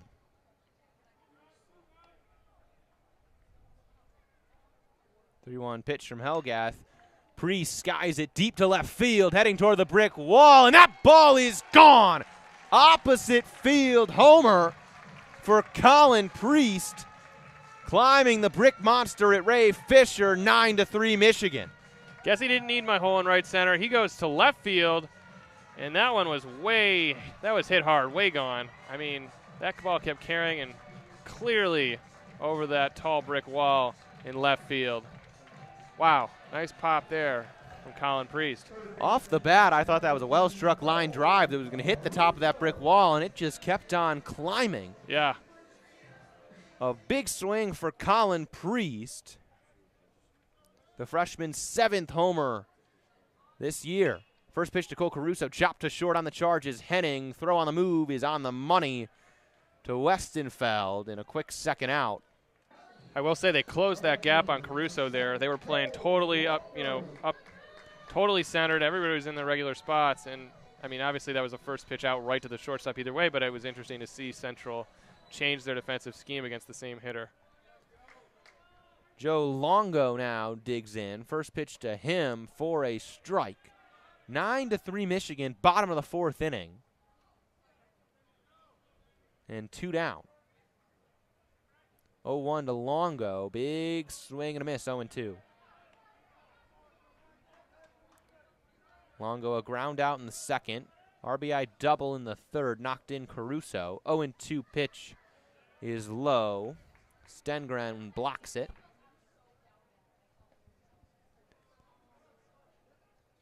Michael Schultz, home plate umpire, will trot out toward the hill to supply Helgath with a new baseball. 1-2 now to Joe Longo. Mac Timbrook in the on-deck circle if Longo reaches. Here's the 1-2 pitch. Swing and a miss. Longo, big cutter to pitch away, goes down. So 4 up, 3 down go Michigan in the bottom of the 4th, but mixed in the middle of that, Colin Priest, opposite field bomb, solo shot. 9-3 Wolverines, top of the 5th inning coming up. Central's got their 4, 5, 6 hitters coming up here, and they will look to do some damage down 6th, heading into the 5th. And a new pitcher for Michigan, Eamon Horwedel, spent a nice 2 innings on the bump. It'll be Brandon Mann getting the ball for Michigan. If you want to hear a tidbit no one's ever said before on air, Mann also on the football roster. Really? Yeah, never heard that one before. Never. I was joking the other day. It's like, that thing Matthew Stafford. Did you know he played youth baseball with Clayton Kershaw? No. That's what Come this on. has become.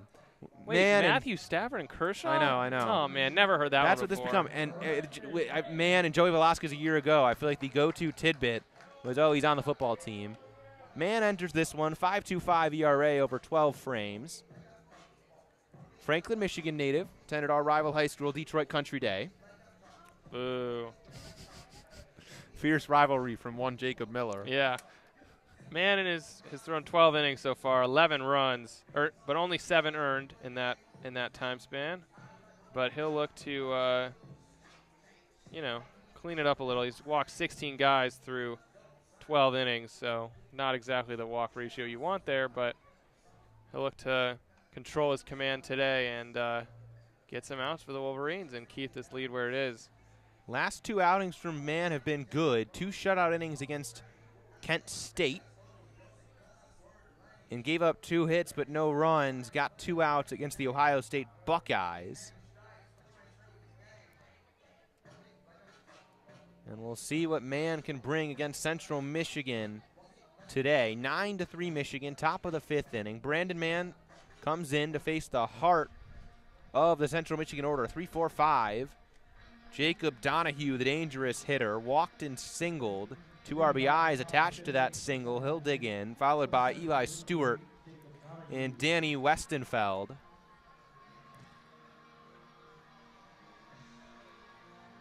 And Brandon Mann, the sophomore, gets the baseball. That's my bad earlier. I think I said it was 4-5-6, but I shouldn't erase Central's strongest hitter here. Here comes Donahue. First pitch from Mann. Good breaking pitch at 75. Backed up Donahue and spun in to catch the inside corner for a strike. Yeah, that pitch fooled him. Really came into the zone right there. 0-1. Here's the pitch from Mann. Upstairs, 1-1.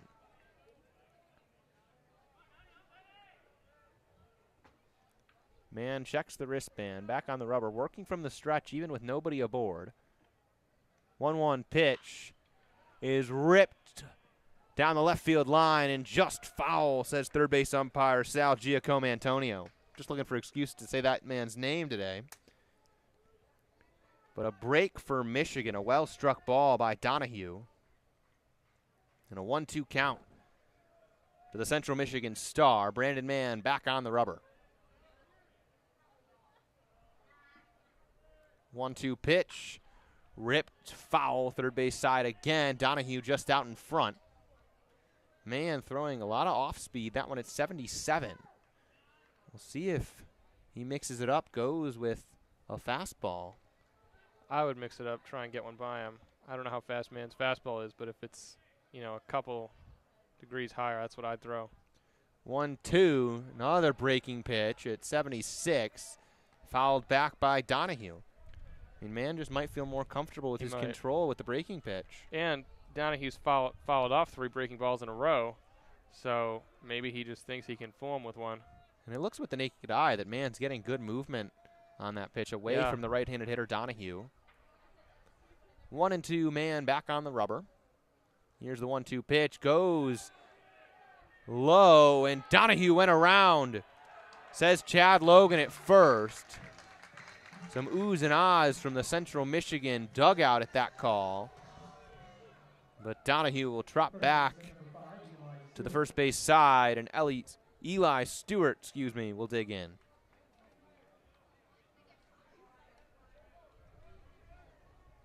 Infield's playing deep with Stewart up. Short and second are both on the grass. Dernetti at short's really close to Caruso over there. Big hole up the middle.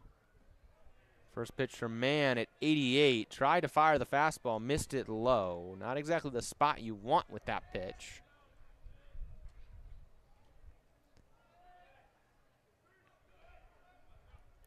(1-0) to Eli Stewart. Here's the pitch from Mann. Dirt's the breaking pitch low. 2-0. Stewart 0 for 2 today. Last time up, struck out. A lot of breaking balls for Mann. I don't know, he must feel confident. I just think he might want to mix it up a little bit and see if he can get one by Stewart down in the zone. Man checking the wristband, looking into the dugout for the call. Now comes set 2-0. And delivers the pitch. Went with the fastball, and he's thrown the fastball twice this at-bat. Both times he's dirted it low. Maybe that's the reason for all the breaking balls. I don't know. But he's going to look to center's command here. 3-0 to Stewart. Man goes fastball again and misses low on a hop to light gab again. So tried to throw 3 fastballs in that at-bat, all of them low. And a 4-pitch walk to Eli Stewart. And Danny Westenfeld will dig in. Man's got to clean up his command there. 3 fastballs low is not exactly how you wanted that at bat to go if you're Michigan.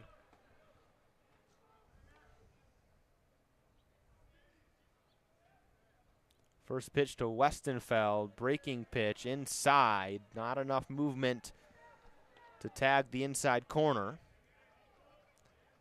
And Cole Caruso, the third baseman, will trot over to Brandon Mann. Just the two of them meeting on the bump.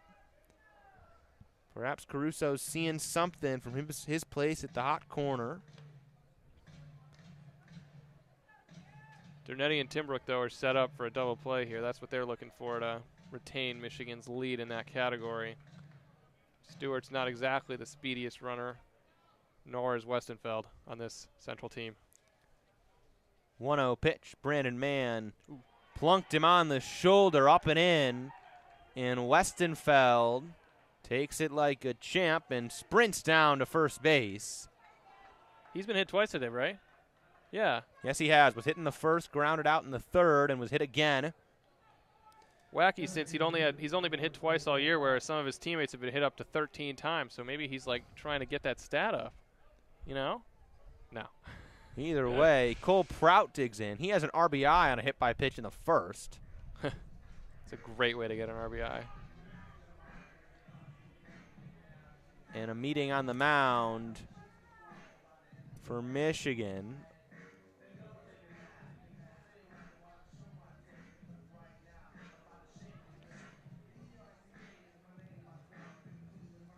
I believe that's Wyatt Navarra, the freshman southpaw, warming up in the pen. And it looks like Brandon Mann's day is done. He trots off the hill toward his dugout.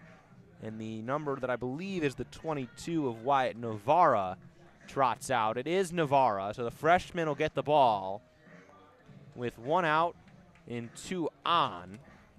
Dexter, Michigan native, will take the hill for Michigan. Navarro's made 11 appearances, but he's only thrown 4 innings. What does that tell you, Alex? That he hasn't gotten a lot of outs. Yeah, something like that. Giving up 4 runs in those appearances, 8 walks, which probably explains why he hasn't been able to finish those innings. But he'll look to get a couple outs here with 1 down in the 5th. Is this the first lefty today for Michigan? Yes. Maybe that change will help them out here.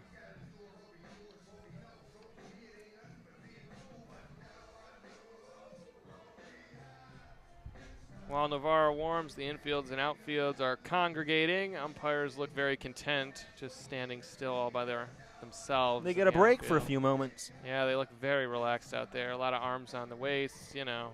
Jacob and I umpired for a few did. years. Got any stories?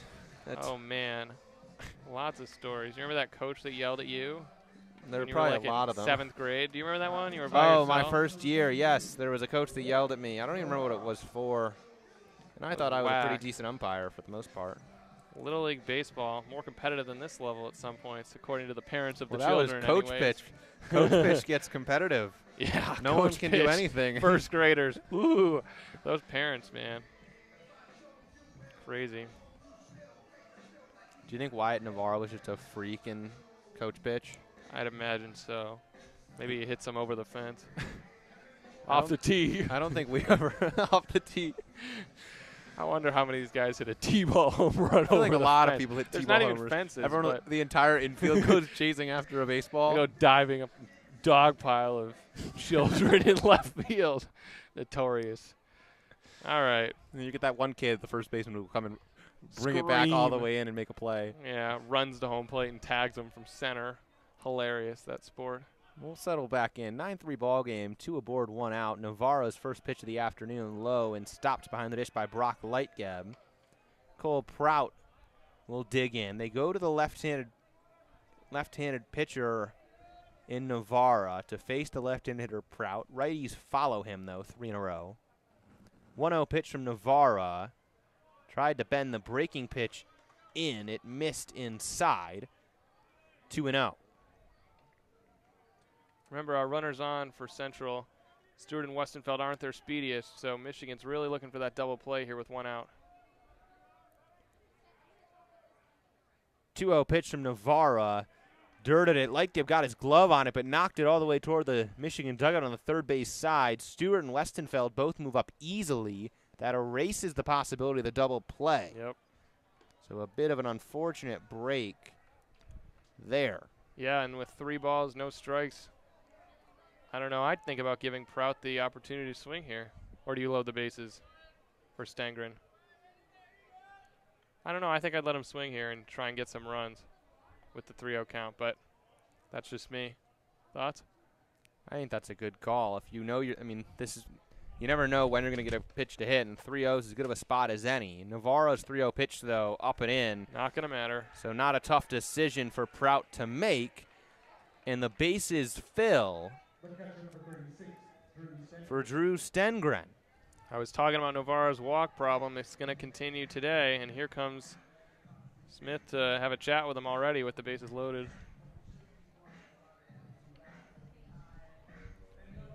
And Michigan is going to go to the pen again. Wow. So Navarro comes in just to face the left-handed hitter Prout, walks him on 4 pitches,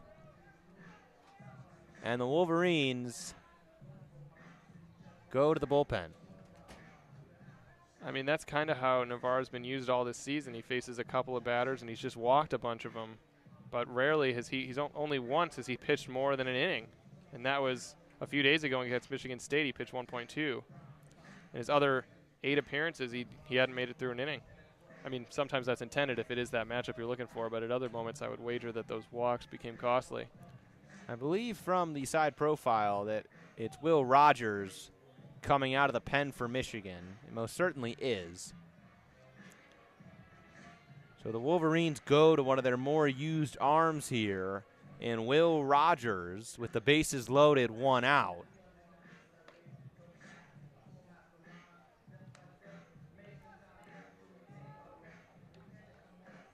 Rogers has made 13 appearances, 2 starts this season. His ERA is at 6. The Michigan bullpen, all their ERAs are relatively high except for Denemy, who's just come back from injury. But Rogers, 34 innings pitched. He's made a lot of appearances, walked 14, struck out 28. Not bad in comparison to some of the other guys out of this Michigan pen. Thank you for tuning in to WCBN Sports' coverage of Michigan baseball. Also simulcasted on Big Ten Plus. A pleasure to be with you for this one. I'm Alex Miller, alongside me, Jacob Miller, of some possible relation. Who knows? Will Rogers out of the pen for Michigan in a 9-3 ball game. With bases loaded and 1 out, the Wolverines go to one of their more experienced arms. Rogers last time out this weekend against Michigan State got 1 out, gave up 4 runs. Previous time out before that, pitched against Kent State, 3 2/3, didn't give up anything on 3 hits. Against Long Beach State, pitched 2 1/3, gave up 2 runs, only 1 of them earned. We'll see what his stuff looks like today. 9-3 Michigan, bases loaded. Big chance for Central to cut back into this one. And Drew Stengren will be the man who has the opportunity to do so. First pitch to him for a ball, 1-0. This is a huge opportunity for the Chippewas here with the bases loaded and only 1 down in the 5th. If they want to stay in this game, they got to plate a couple here. 1-0 pitch. Inside with the fastball at 91 for ball 2. Wolverines are still in double play formation. Timbrook and Dernetti are both playing pretty centralized. 2-0 from Rogers on the ground to Dernetti. Toss to Timbrook. Turn to first in time. Will Rogers out of the pen draws the double play. And the nation-leading double play duo gets it done. 6-4-3. That is exactly how Michigan wanted that to happen. Easy play. Dernetti didn't have to move for that one. It was hit right to him. Routine throws. No need to rush anything. And Michigan gets out of that big jam. Bottom of the fifth coming up. Will Rogers does his job. It took Michigan 3 pitchers to get 3 outs in the fifth. And Will Rogers gets 2 big ones with bases loaded to close it out. New pitcher for the Chippewas. A southpaw. And it's number 21, Jack Bell. Bell was hurt for a while. He got injured on the 21st of February and returned on the 16th of April. However, when he's been available, has pitched very well. 1.59 ERA over 5 2/3 in 7 appearances, one of them starts. Before coming to Central, spent 4 years at Western Illinois. There he holds the program record in appearances. Even in his limited appearances here for Central, Bell's ERA leads the entire roster by 3 points with that 1.59. I'm wondering, though, if the Central website's not updated. Stats Broadcast has him, and so does the Jumbotron, which is connected to it, has Bell at a 3.00 ERA. But regardless, come on, Central Michigan website doing me dirty like that. Regardless, Bell has been reliable out of the Chippewa pen when available. And he will pitch here in the bottom of the fifth against 7, 8, 9. But make no mistake, this is a dangerous group for Michigan. Mac Timbrook's batting average leading the Wolverines up at 337. The senior continues to hit. And to correct myself slightly, his 3-point ERA still is up by 1.5 on his teammates. First pitch to Timbrook from Bell, a strike, never mind a ball. Looked very good from up here, but perhaps was low. 1-0 pitch to Timbrook. Misses inside 2-0. Mac Timbrook has just been really impressive all year. 4 years at Kent State. A year ago hit .301. Second team All-Mac. It's pretty good. Come over to Michigan, bigger conference, and suddenly your batting average climbs to 337. And he has been on fire in Big Ten play. Takes a 2-0 pitch for strike 1. Yeah, what he's done has just been really impressive. I mean, his batting average leads his team by 37 points almost? Somebody's at 300, Rustich? Kim's up at 325 now. Oh, today, yeah, he's Kim's up to 325. But he's made limited appearances, so. Checks his swing. Did not go around. Pitch missed inside. 3-1 to Mac Timbrook. So relative to everybody who's been healthy, Timbrook's average has a significant advantage. 3-1 pitch, fouled it off. Nice snag on a bare hand by somebody in the Central Michigan dugout. Count full at 3-2 now to Mac Timbrook. 16 doubles for Timbrook, 3 homers. And here's the 3-2 pitch from Bell. Timbrook rips it on a line right at the third baseman, Eli Stewart. Did not have to move, just put the glove out in front of his chest and closed it a few moments later. Unfortunate break for Timbrook there. Was well hit, but right to a waiting Stewart. Easy play because it was just right at him. Kyle Dernetti now will dig in for Michigan. Brock Lightgeb behind him. First pitch to Dernetti is popped into the air, first base side, and that'll get out of play.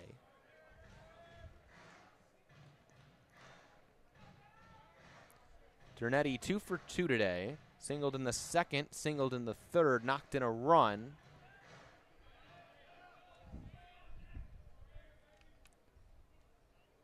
Bell sets 0-1 pitch. Fouled back. That might be near where our car is parked. Me and Dernetti are going to have a chat if that was our car. I'm sure he'd cover the fee. Would he? I don't know. 0-2. I don't think he's liable. 0-2, ripped foul into the Michigan bullpen. Dernetti out in front on an inside pitch. Middle infielders deep here for Central. Both are on the grass. First and third on the dirt. Pretty solidly deep, though, standing there. 9-3 Michigan, bottom of the fifth inning, 1 out. 0-2 pitch to Dernetti, ripped on a hop between Henning and Stewart, the shortstop and third baseman, and Kyle Dernetti is 3 for 3 with 3 knocks, all of them singles. Hey, led off the inning like he needed to right here with the single. Got on base. 1 down, 1 on for Brock Lightgab. And Lightgab had a really nice piece of hitting his last time up. And the freshman backstop will look for more here against Jack Bell. Chopper to first. Westenfeld turned to second. A nice pick by Henning, the shortstop, as he covered the bag. Had to lean off of the base, pick it on a backhand. And he did so successfully to get Dernetti. No time after that to turn to first. Lightgab reaches there on the fielder's choice. Yeah, dubious throw from Westenfeld there. He's had a couple mishaps. That almost got away. Today. That was a heck of a snag by Henning, because that almost got by him. And if it did, those runners would have advanced. 2 outs. Lightgab on. Jonathan Kim digs in. Lefty on lefty against Bell. First pitch for a strike. It's 76 miles per hour.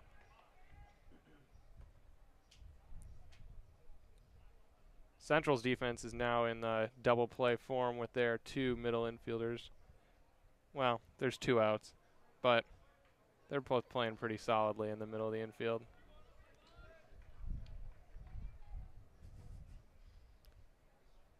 Oh, and 1 to Jonathan Kim. Runner goes. That's Lightgab, the catcher, taking off. Throw on the money from behind the dish. Stengren threw a one-hopper that Henning plucked out of the air and applied the tag to Lightgab. Lightgab was 1 for 2 on stolen bases attempt. Tick that to 1 for 3. And that'll end the inning. I actually like, though, what Michigan was thinking about there, which is that Lightgab got caught, but if he was safe, he's safe. He's got a guy in second with Kim up with 2 outs. If he's out, it means Kim gets to lead off the next inning. Right. So I think really that was just the only consequence of Lightgab being out is the inning's over. But the win is that you get Kim to lead off in the 6th.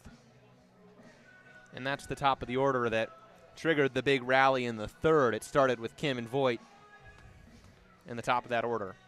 Yeah, I like that move. I think that's, either way, it's the loss of Lightgab out at second is a win to get Kim to lead off the next inning.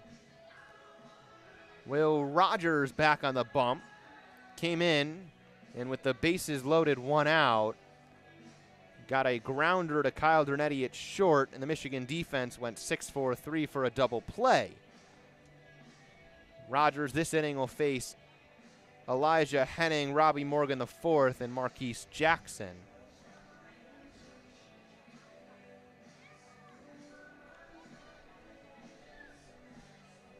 Thank you for tuning in to WCBN Sports.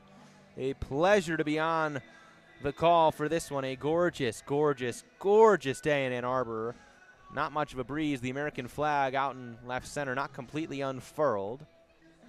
We can see into Carroll Hutchins Stadium. That reminds me that Michigan softball's first game of the Big Ten tournament tomorrow afternoon at 4:30.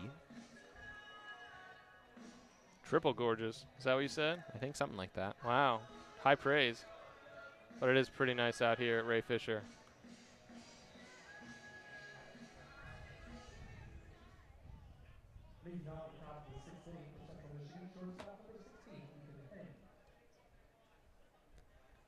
First pitch to Henning. Foul tipped for a strike.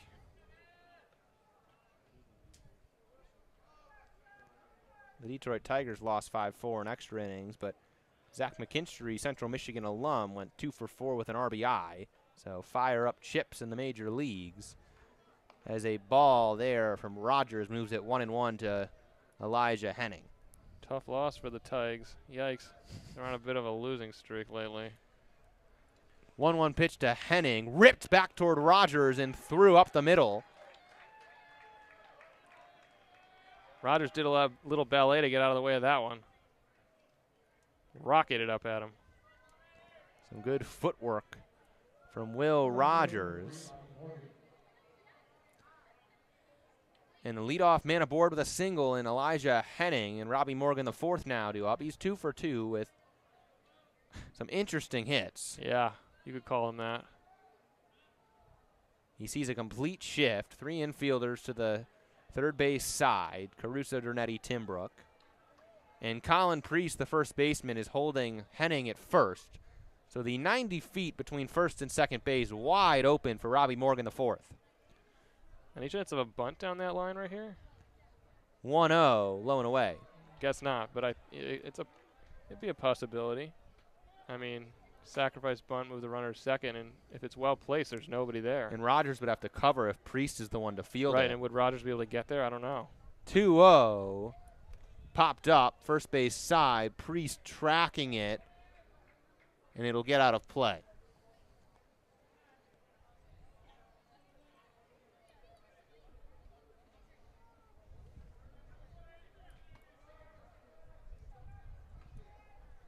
Two and one.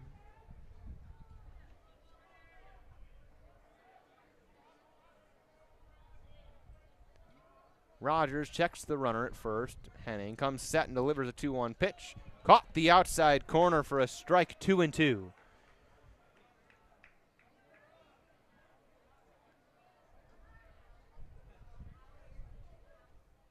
Nobody out, runner on first. 9-3 Michigan, top of the sixth inning. 2-2 pitch from Rogers. Popped high in the air, a towering fly ball. It'll drift foul toward the Michigan bullpen. 2-2 remains the count to Robbie Morgan the fourth.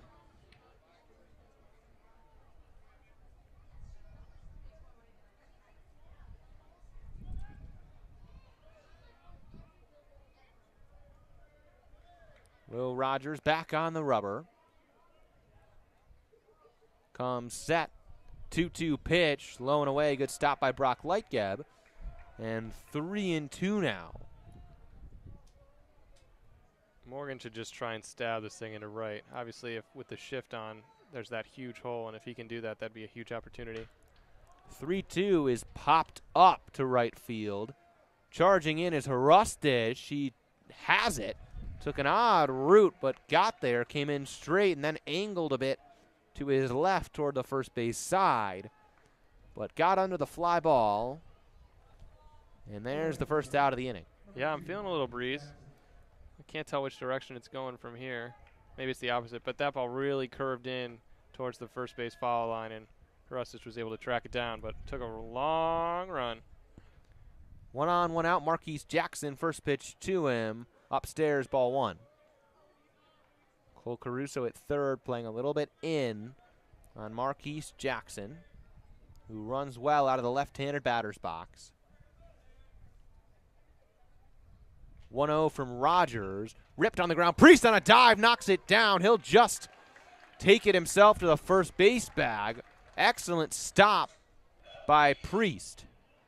That ball was tight on the line. That saved extra bases, no doubt. Yeah, if that gets by him, that might score a run from first. Priest just dove to the first base bag and stuck the ball in the leather. Henning up to second. 2 outs now for Nick Dardis.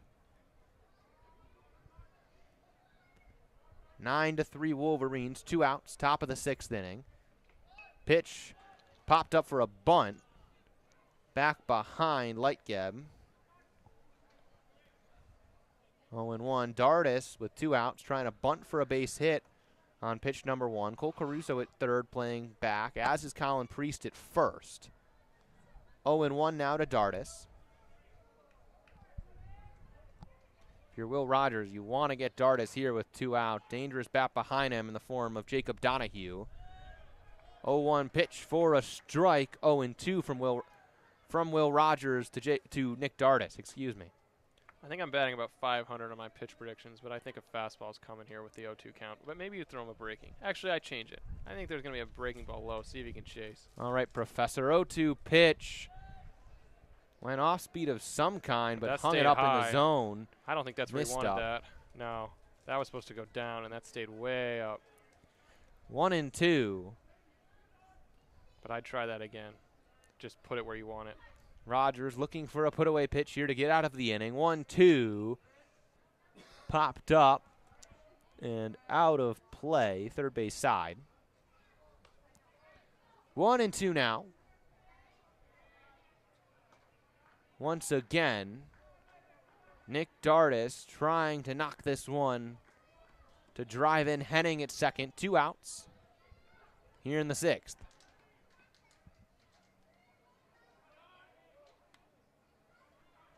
Rogers relaxes the shoulders, comes set, misses upstairs, 2-2. Dardis extending this at bat.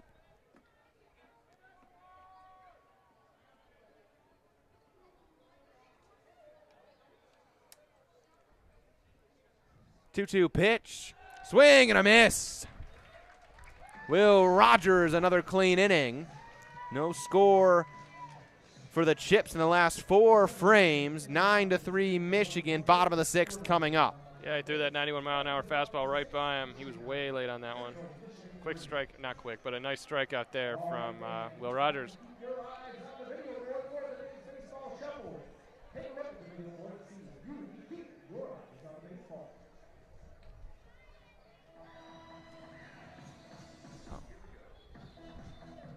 Bell staying in the game on the bump for Central Michigan. The lefty will face the top of this Michigan order. Jonathan Kim, Mitch Voigt, Stephen Rustich. We talked about it last inning.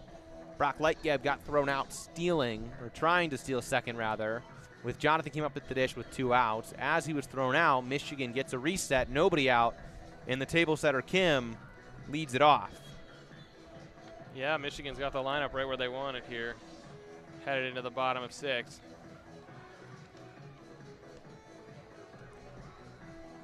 Thank you for tuning into WCBN Sports' coverage of Michigan baseball. 9-3 Michigan in this midweek matchup. Bottom of the 6th inning coming up. Top of the Michigan order looking for more offense against the southpaw Jack Bell.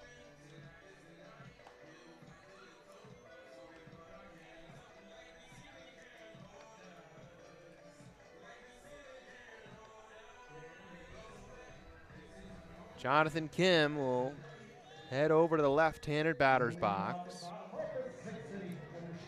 The sophomore from Brookfield, Wisconsin. I always think it's interesting that Michigan's these star sophomores, Kim and Voigt, both Wisconsin natives. First pitch to Kim, inside, ball 1.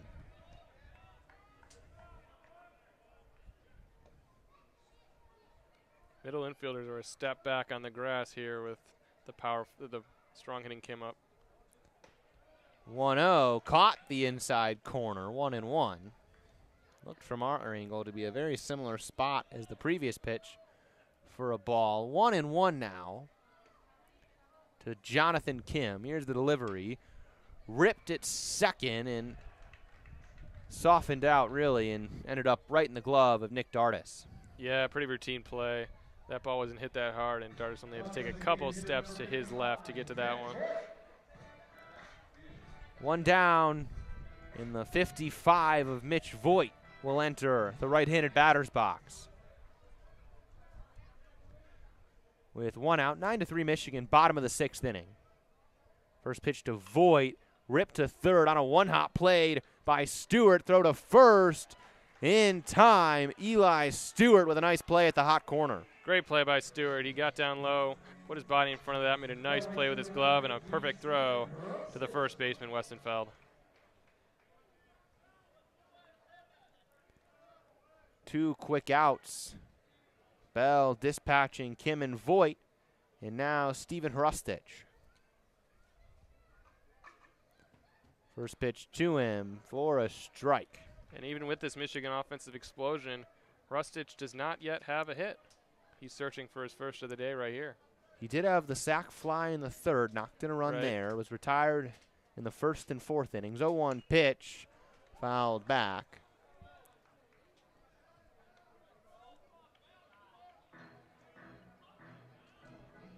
Oh, 2 now. Bell, the southpaw, first base side of the rubber. Raises the knee, 0-2 pitch. Misses for ball 1, 1-2.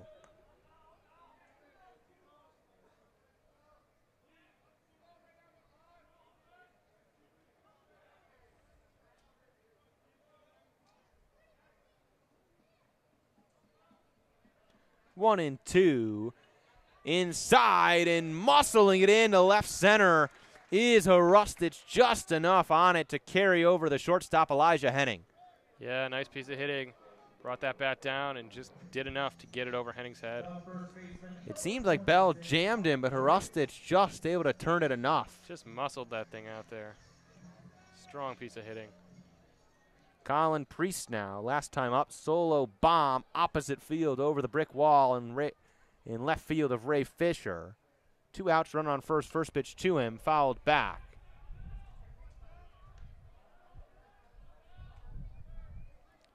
Priest, fielder's choice in the first, walked in the third, and then the homer in the fourth. 0-1 from Bell. Outside corner, good spot there from the southpaw. 0-2 to Colin Priest. The freshman continuing to have a really good campaign for Michigan. 0-2 pitch. Here it is from Bell, up and in. Priest leans out of the way. Obviously not where Bell wanted that one, but he'll look to bring one down. I think we see a low breaking ball here. 1-2, has a couple pitches to play with. Swing and a miss, went with the breaking pitch, and Priest swung over it. 4 up, 3 down, good inning of work from Jack Bell. 9-3 Michigan, top of the 7th inning, coming up here in Ann Arbor. Thanks for sticking with us on WCBN Sports. I'm Alex Miller, alongside me Jacob Miller, also simulcast on Big Ten Plus. And thank you for joining us. Central Michigan got a run in the first. Michigan matched it in the bottom of the first. Central got 2 in the second. And that's all the chips have scratched across today. And since Michigan got 7 in the third, 1 in the fourth, last 2 innings quiet both ways. Yeah, Bell's really settled in, and he's yet to give up a run. His ERA is now down to 1.8, so my original Central Michigan stat sheet is closer to correct. He now almost has that 3-point ERA lead on his fellow chips, but not there just yet. But a strong performance from Jack Bell this afternoon and Ray Fisher. And for the Michigan pen, Eamon Horwedel had a really nice 2 frames of work. Manu Navarro struggled. Will Rogers then got the double play, and then a clean last inning. He's back out there for the top of the 7th inning. And he'll dance with the heart of this Central Michigan order, the dangerous Jacob Donahue, and then Eli Stewart and Danny Westenfeld.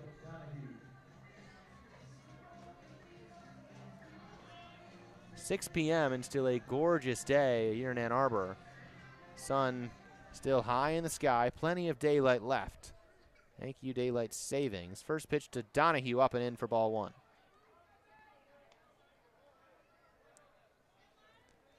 Donahue walked in the first, 2 RBI double in the second, struck out in the 5th.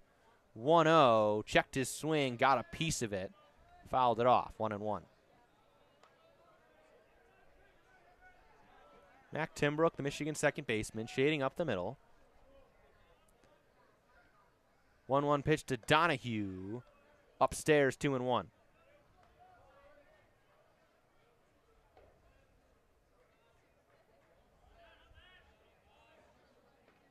2-1 from the windup. Ripped into right field over Mac Timbrook's head. A base hit for Jacob Donahue. Nice piece of hitting from Donahue. Just did enough to get it over Timbrook there. and he's a leadoff runner here for the Chips. Timbrook was shaded toward the second base bag.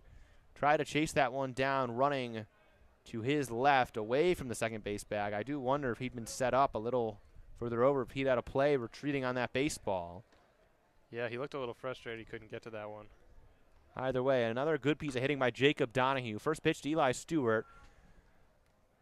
Fly ball that'll drop foul onto the concourse on the third base side. Or not the concourse, the concrete, I suppose. 0-1 now to Stewart. Walked in the fifth, was retired his first 2 times up prior to that. Batting average 3 ticks below 300. 0-1 pitch. Low for ball 1.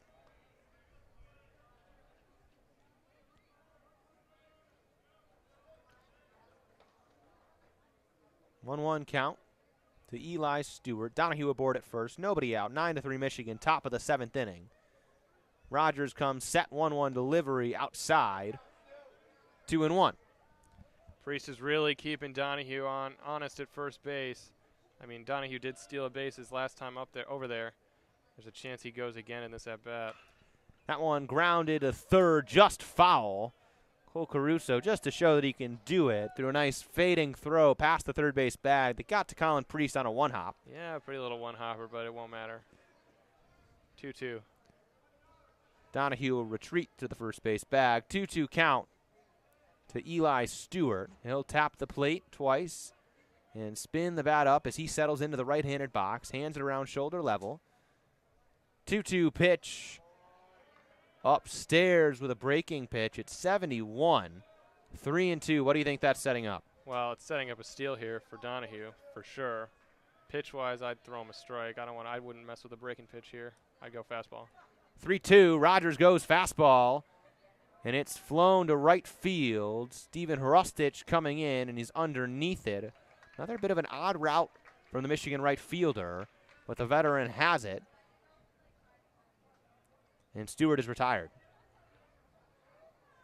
Yeah, and now with Westenfeld up and 1 down, there's a chance we see Donahue take a run towards second here and try and, put some pressure on this Michigan defense. This is one of those spots with 1 down, yeah, 1 I just on. think they might need the risk. Michigan looking for a double play, and obviously 6-run deficit. Central wants to make this one interesting. It likely has to start sooner rather than later. Yeah, I just don't think there's any reason for Central not to send Donahue here. You want to get out of that double play, and if he's out, he's out. Not a huge loss. 0-1 from Rogers. On the ground, Priest fields it, throws to second. Dernetti turned back to Priest. Another double play. The Wolverines lead the nation in double plays, and that one was pretty. 3-6-3. Colin Priest started it and finished it. And Michigan gets out of the 7th. 9-3, bottom of the 7th coming up. Yeah, adding to the tally. And Priest at first, he thought about stepping on that bag, but I think he pretty quickly realized he could get 2 and quickly changed his mind and threw it over to Dernetti at second, and then they got the relay. Ooh, we're back on the broadcast cam. How exciting. And we'll stretch here in the 7th and say hello to the broadcast cam. Here's my stretching. Take me out to the ball game. Gloriously plays here in Ann Arbor. A really lovely day for some baseball. New pitcher for Central Michigan. I'm Alex Miller. That's Jacob Miller. If you can believe it, we might be related. No. Jack Bell with some nice work out of the pen for Central Michigan. His day is done for the Chippewas. Michigan will send up 5, 6, 7. Cole Caruso, Joe Longo, Mac Timbrook.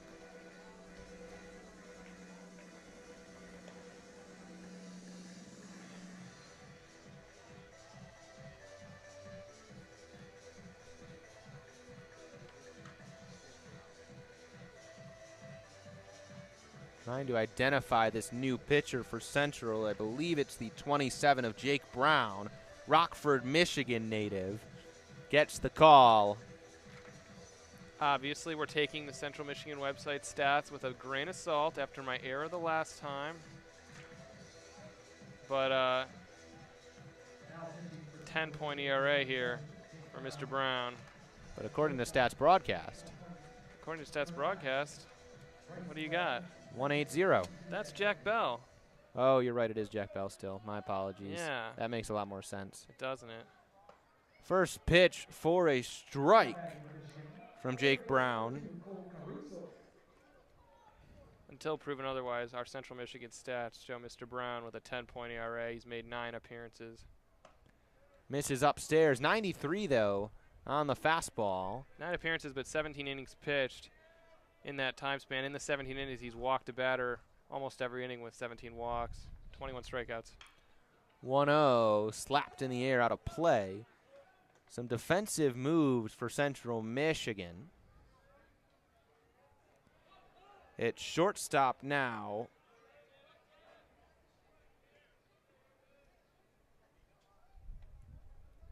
Is Bryson Webb. As the 1-2 pitch misses for ball 2 to Cole Caruso, and its second is Jack Eichler. And it looks like that Campau's coming behind the plate. Yes. He's in there as well. Carter Campau behind the dish. Pitch away, 3-2 now. So Central getting some defensive replacements in this game. Up the middle and behind the dish. And Jake Brown on the bump. 3-2 pitch to Caruso. Fouled off. Caruso out in front, skies it out of play, left field side.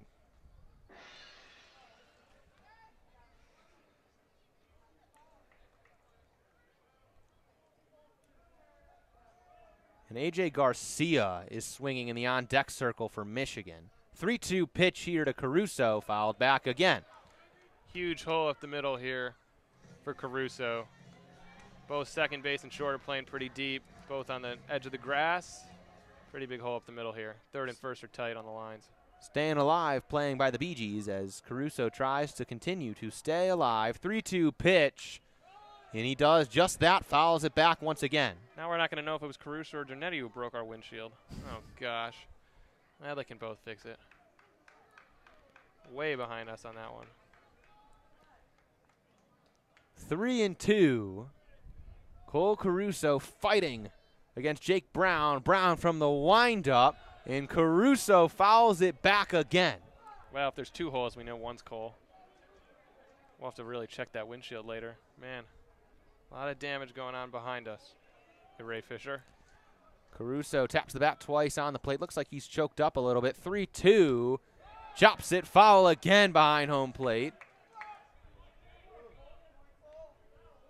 Cole Caruso staying alive. I normally make some kind of joke about the Bee Gees song, but they already played it. 3-2 pitch to Caruso. Swing and a miss. Jake Brown finally found something to put him away. Good at bat, though, for Caruso nonetheless. That was a nice fastball, well located, 93 miles an hour, and it just got by him. Well located on the outside of the plate. And A.J. Garcia will come in here and pinch hit for Joe Longo. Garcia had been starting in center field while Jonathan Kim was injured. Really gave the Wolverines a boost, hitting at the top of the order. Averages at 244. It's dropped as of late. He was sitting up in the high 200s for a good chunk of that time and really was swinging it well.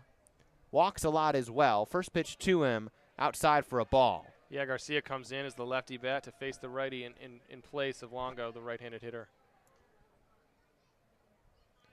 1-0 to Garcia. Swing and a miss at a pitch away. Garcia, freshman, Chicago, Illinois native. This is a good young player to keep an eye on within the Michigan program for the coming years. 1-1 from Brown. And Garcia fouls it back. He's behind 1-2. Jake Brown looking sharp out of this pen. He looks better than that 10-point ERA. I'll give him that. He's got the highest velo we've seen tonight, I think. He's hit 94, I think. 1-2 pitch away. Jack Council holding a bat on deck for Michigan as the Wolverines go a little deeper in their bench.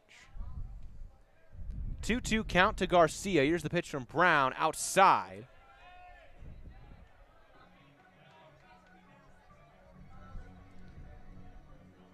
Similar to what Caruso saw, big hole up the middle here for Garcia. Full count. Here's the pitch to Garcia. Low and in for ball 4. A good at-bat for A.J. Garcia. And he works a walk. And now Jack Council, another freshman, gets a chance to hit. Another regular tidbit about him, his father, Craig, manages the Cubs. What a stunning surprise. And his brother, Brady, plays for Minnesota. Divisional rivalry, exciting. Brady plays a little bit more, the older brother. Good player for the Golden Gophers. And Jack Council very well might develop to the same here at Michigan. Yeah, in limited appearances, he's only batting 133, but still early in his Michigan career. So Garcia aboard at first. He runs well, but only 6 of 11 on stolen base attempts. Been caught 5 times. First pitch to Council outside from Jake Brown. Good day for Michigan as a team at the plate. Wolverines 12 for 29 with 3 walks, only 3 strikeouts. 1-0, low and away to Jack Council.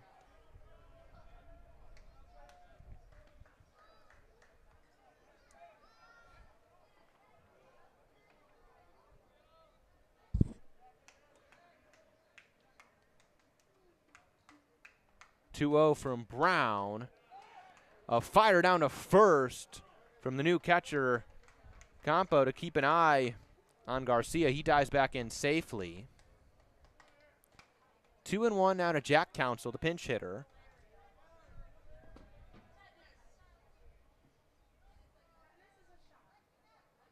Here's the pitch from Brown. Upstairs, 3-1 now. I don't know that I give him the green light here. He might not have that right here. What do you think? I don't know how much of a leash the freshman has. We'll see. 3-1, runner goes. Pitch outside. That's ball 4, and because of that, the catcher Campo held on to it.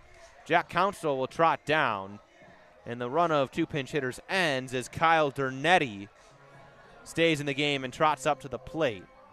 And for good reason. He's 3 for 3 today and looking for more with 1 out, 2 aboard.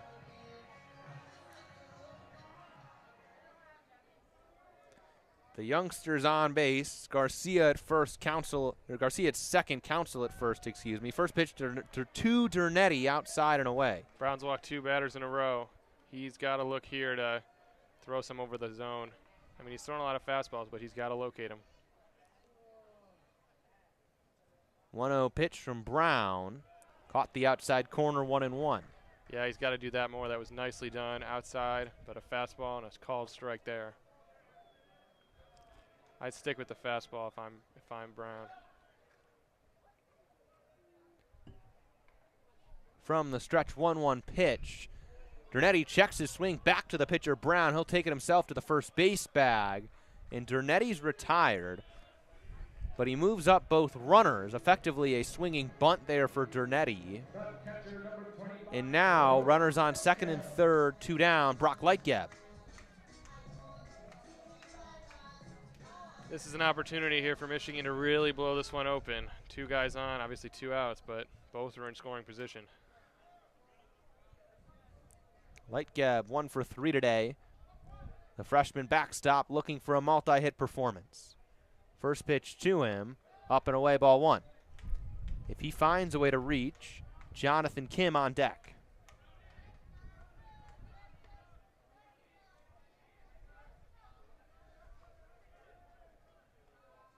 Brown sets.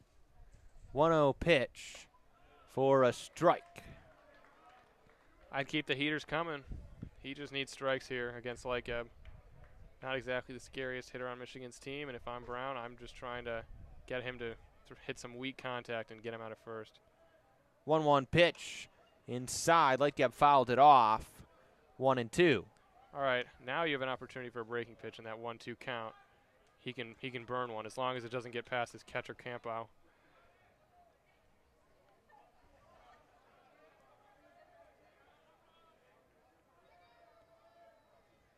One, 2 from Brown. Down the pipe. Lightgeb goes down looking for the 3rd out of the bottom of the 7th. 9-3 Michigan, top of the 8th coming up here in Ann Arbor. well-located breaking ball there at 85. Got like him. And Brown gets out of the jam. So tell me, Alex, what are all the good things that WCBN Sports does for the athletic communications community? Well, we broadcast most Michigan sporting events, as Really? you're well aware. I am well aware, but I'd like to hear more about that. Well, as my notes blew away because I was looking away for a moment. I mean, WCBN is the student radio. We give students an opportunity to broadcast Michigan athletics of all kinds. We cover football, men's and women's basketball, baseball, softball, as well as numerous non-rev sports, men's and women's soccer, men's and women's lacrosse. Both teams on great runs right now, by the way. And field hockey and volleyball. I'm assuming I'm missing something as well. But we just give students opportunities to broadcast Michigan athletics, and it's something I have really enjoyed doing over my time at Michigan. Got one more year left, and it's something I've really appreciated having the opportunity to do, because it's really a cool thing that, especially at such a premier sports school like Michigan, where I've called some special games over my time here, and even games like this, it's just an unbelievable opportunity to be able to broadcast on the student radio Michigan baseball. As someone that grew up, you were there following pro baseball very closely, and college game is fun to watch, and it's an incredible opportunity. Yeah, I think it gives people a chance to grow, right? Oh yeah, you got a lot better too. Yep. You're here on your first broadcast. No one noticed.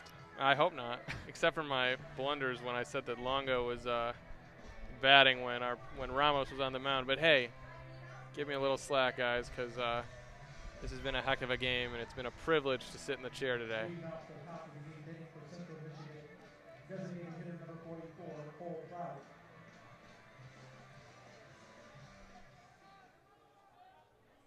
We've got a new pitcher on the mound. First pitch to Cole Prout from the freshman Zach Sladen, who's on the bump now for Michigan. Sladen carries a 9.64 ERA, 9 1/3 innings pitched, 1-0 pitch to him. Popped foul out of play.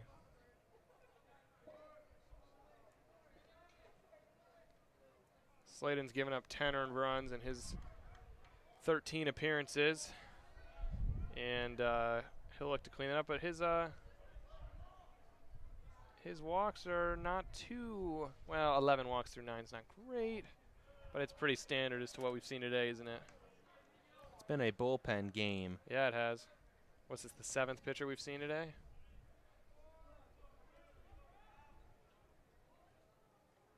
Indeed. Yeah. 2-1 pitch inside of the hands. Prout fouls it off. And as well, with it being a midweek, obviously not a Big Ten game, it's a chance to test out some arms, throw some younger arms, throw some guys like Alex Ogg, who started the game, who hasn't had a ton of opportunities in his career. Yep. 2-2 to Cole Prout on the ground. Tim Brook coming over. Excuse me, that's Jack Council now in its second. Throw to first off the money. Good effort by Council. I don't know if I think even with a perfect throw, it might not have been in time. Yeah, I don't think he's getting him. That was really weakly hit. They were playing, both he and Dernetti were playing deep. They both had a play on it, and they both had to run and go get that one. And yeah, I don't know that he would have had a play on it even with the best throw ever. So Jack Council in at second, staying in the game after pinch hitting. A.J. Garcia stays in at left field, behind Zach Sladen, the freshman from Tomball, Texas. Wow. Tomball? Love Tomball. Stellar. Catcher Carter Campow now in his first at-bat of the game. First pitch to him. Low and away, ball 1. He's hitting .353 this season, only 17 at-bats, 6 for 17. 2 walks, 2 doubles for the freshman. 1-0 pitch. Low for ball 2. Yeah, only 17 at-bats, but in those limited appearances, he's been pretty good for them. And he'll look to get something going here. If Central's going to have a chance to win this game, they need to score some runs right now. That one line to Council. He snags it. Throw back to first. In time, they doubled off Prout. Well done by Council. Gets the man he couldn't get earlier out. And there's two outs real fast in the 8th inning for Sladen. If Council had any thoughts in his head that he'd made a mistake on the previous play, made up for it there, I don't think he did. It was ruled a single for Prout. I don't know if Council was making that play even with a better throw, but a heads-up play there to take a couple strides, grab the line drive, and fire it over to Colin Priest. 2 down for Bryson Webb, his first at-bat of the game. 9-3 Michigan, top of the 8th, 2 down in the frame. Webb's batting 148 so far this season. He's made 108 at-bats, so a rough year for him. 1-0 to the freshman. Cranks one down the left field line. That'll head foul into the Michigan bullpen. Dylan Vigue tried to chase it down off the bullpen bump. Couldn't get there. 1-1 now to Bryson Webb, as he takes a strike for 1-2. Sladen's looked pretty good so far. Good command, throwing strikes for the most part. 1-2, 2 outs. Vigue from the windup. Tried to paint the inside corner with a breaking pitch. Just not enough on it to spin it in. I like that pitch, though. It's not a hitter's pitch. It's a pitcher's pitch. And he didn't get the call, obviously, but it's well located, and he had the ball to spare. It's a good try there from Sladen. 2-2 to Webb. Here's the pitch from Sladen. Tried to fire a fastball in, missed low. Obviously, if you're going to miss low, it's not the pitch you want to do it with, because you're not going to draw a chase on a fastball the way you might with something with some more movement on it. And now with 3-2, he's got to locate this pitch. 3-2 from Sladen. On the ground, Caruso going back across the diamond in time. Well handled by the Michigan third baseman. And a nice frame for Zach Sladen. His defense helps him out with a line drive double play. Bottom of the 8th coming up, 9-3 Michigan. This game started with an offensive explosion, and since the 5th, it's been all pitching. Yeah, I mean, both teams have brought in some relievers who have, had some questionable experience so far, relatively high ERAs, but they've been pretty solid since the 5th after that bombardment of hits from both sides to start this game. New pitcher for Central.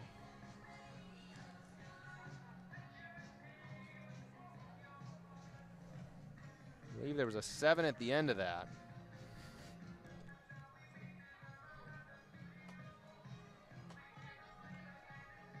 It might be Waters.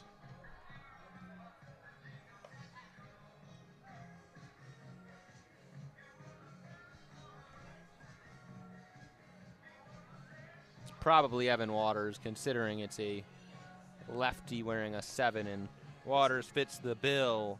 The only other 7 is Jake Brown, and we just saw him, so I think it's got to be Waters. But we'll so get the some sophomore southpaw. I think we're pretty confident. Evan Waters gets the ball. Oxford, Michigan native, attended Lake Orion High School. A year ago at a 4.91 ERA over 36 2/3. This year, if we go off the Central Michigan statistics, has a 6.16 over 38 frames.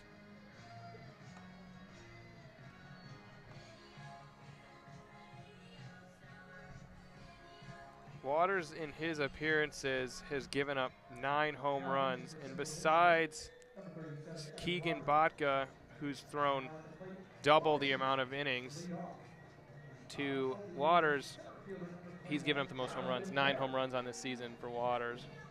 So here's maybe a chance for the top of this order to do some damage in the 8th. Kim in the top of the order for Michigan. Jonathan Kim shows bunt, pulls it back. It won't be Mitch Voigt next. It'll be Jun Sung Park in the on-deck circle. Waters, third base side of the rubber. Kim lays down a bunt. Back to Waters. Off the bump he goes and tosses it to first. So Kim, with nobody out, leading off the inning, trying to bunt for a base hit, is unsuccessful. And now nobody on, one out. Jun-Sung Park, the Seoul, South Korea product via IMG Academy, will dig in. Just back to the bunt real fast. Kim put a little more behind that than he wanted, and that was a pretty routine play for Waters to grab that one and toss it over to first base. Michigan getting some young bats some opportunities here. Cooper Mullins, another freshman, in the on-deck circle.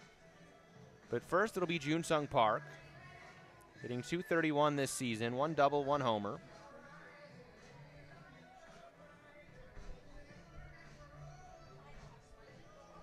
Three for 13 in his young freshman season.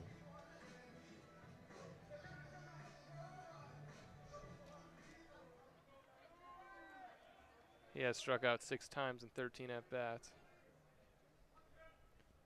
First pitch to him, low and away for a ball.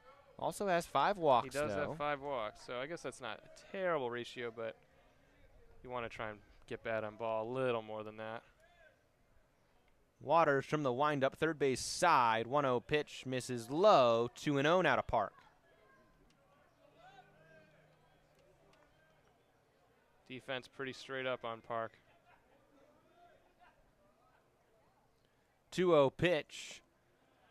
Low and in, and 3 pitches low. 3 easy takes for Jun-Sung Park. He's got a hitter's count now. I'd let him swing. Maybe that's gutsy, but it's a freshman up to bat. Maybe you let him walk, but I don't know that they need the runs. I'd let him swing and see if he can do some damage. 3-0, nothing to swing at, way in the dirt. So Jun-Sung Park will take ball 4 and head down to first. And now another freshman, Cooper Mullins, Eugene, Oregon native, will dig in. We talked about command a decent bit tonight, but Waters, none of those pitches were close. And he's got to look to get some over the plate here if he wants to stay in this game longer than a couple more batters, because as we've seen for both teams, they've been quick to go to another reliever if somebody struggles. Mullins hitting .250, 3 for 12 on the season, 6 walks, 6 Ks, 3 RBIs to it.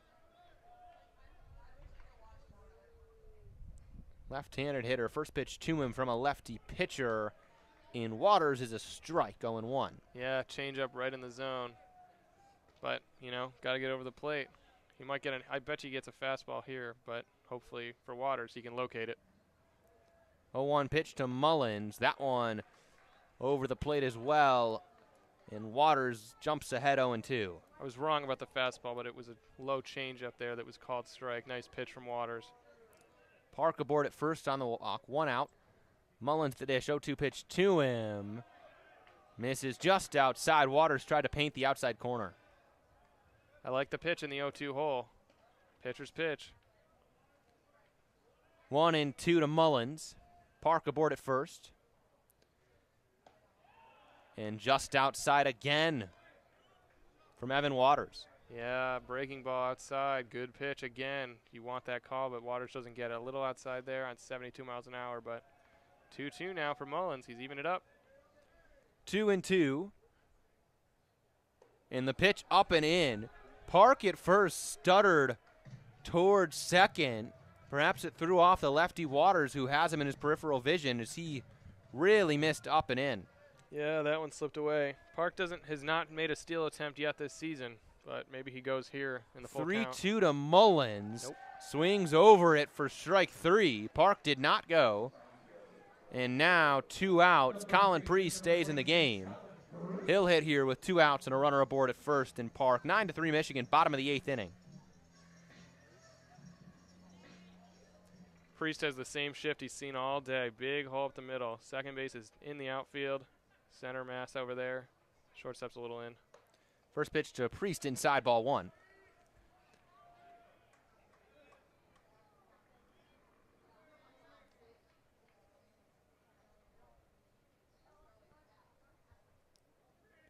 Here's the 1-0 pitch. Up and in, breaking ball, not where Waters wanted it at all. And I'm a little, I guess you got to keep that runner at first, but I don't really know that he's a steal threat right now with 2 down. 2-0 pitch for a strike outside corner. Good spot there for Evan Waters. 2-1 now to Colin Priest. But with Park standing on first, there's just a big hole on the right side of the field for the lefty Priest to pull something. 2-1 from Waters. Outside corner, good spot, 2-2. The changeup's been his most reliable pitch at around the mid-high 80s, 87, 86. That's what he's gotten the most strike calls with. I think he goes back to it.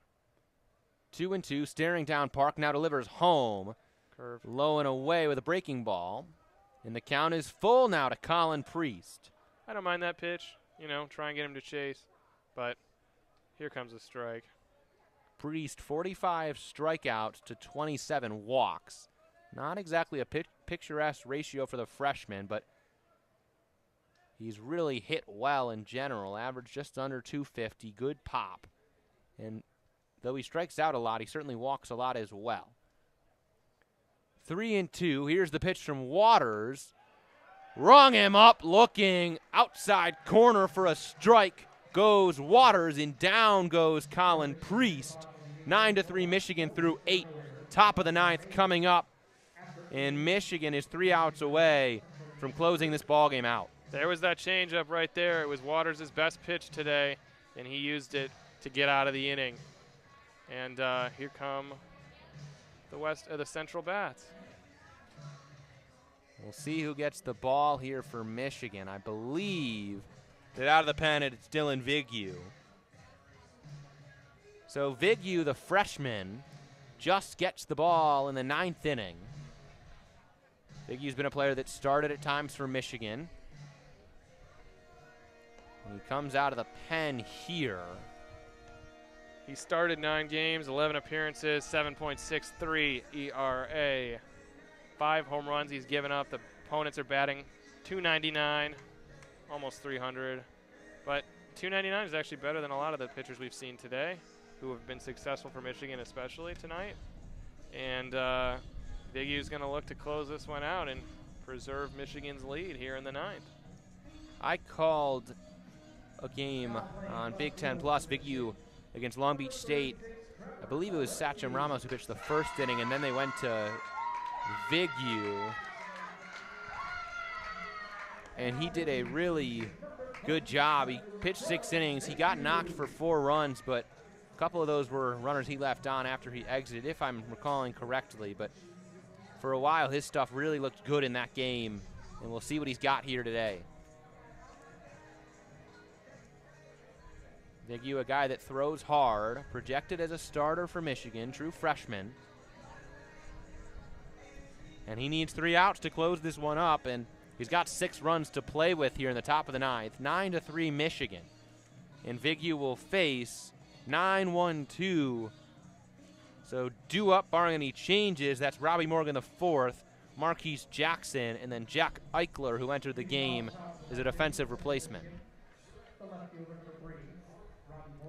And it will be Robbie Morgan.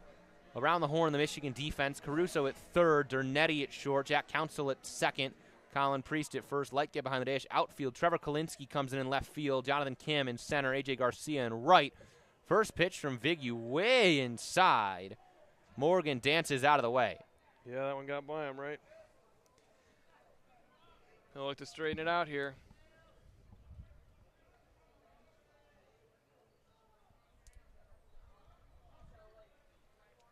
.1-0 pitch from Vigue, and this time way away at 92. 2-0. He's going to look to settle in a little bit, not how he wanted those first 2 pitches. Here's the 2-0 from Vigue. There's a strike at 91. I mean, if there's a knock on Vigue, he's walked 39 batters this season to 34 walks in his 46 innings pitched. 2-1, chopped into the Michigan dugout. 2-2. To be clear, 39 walks, 34 strikeouts. Did I say the opposite? No, you said 39 balls and 34 balls. Really? Yeah. Oh, my God. But, yeah, not where that ratio is wanted.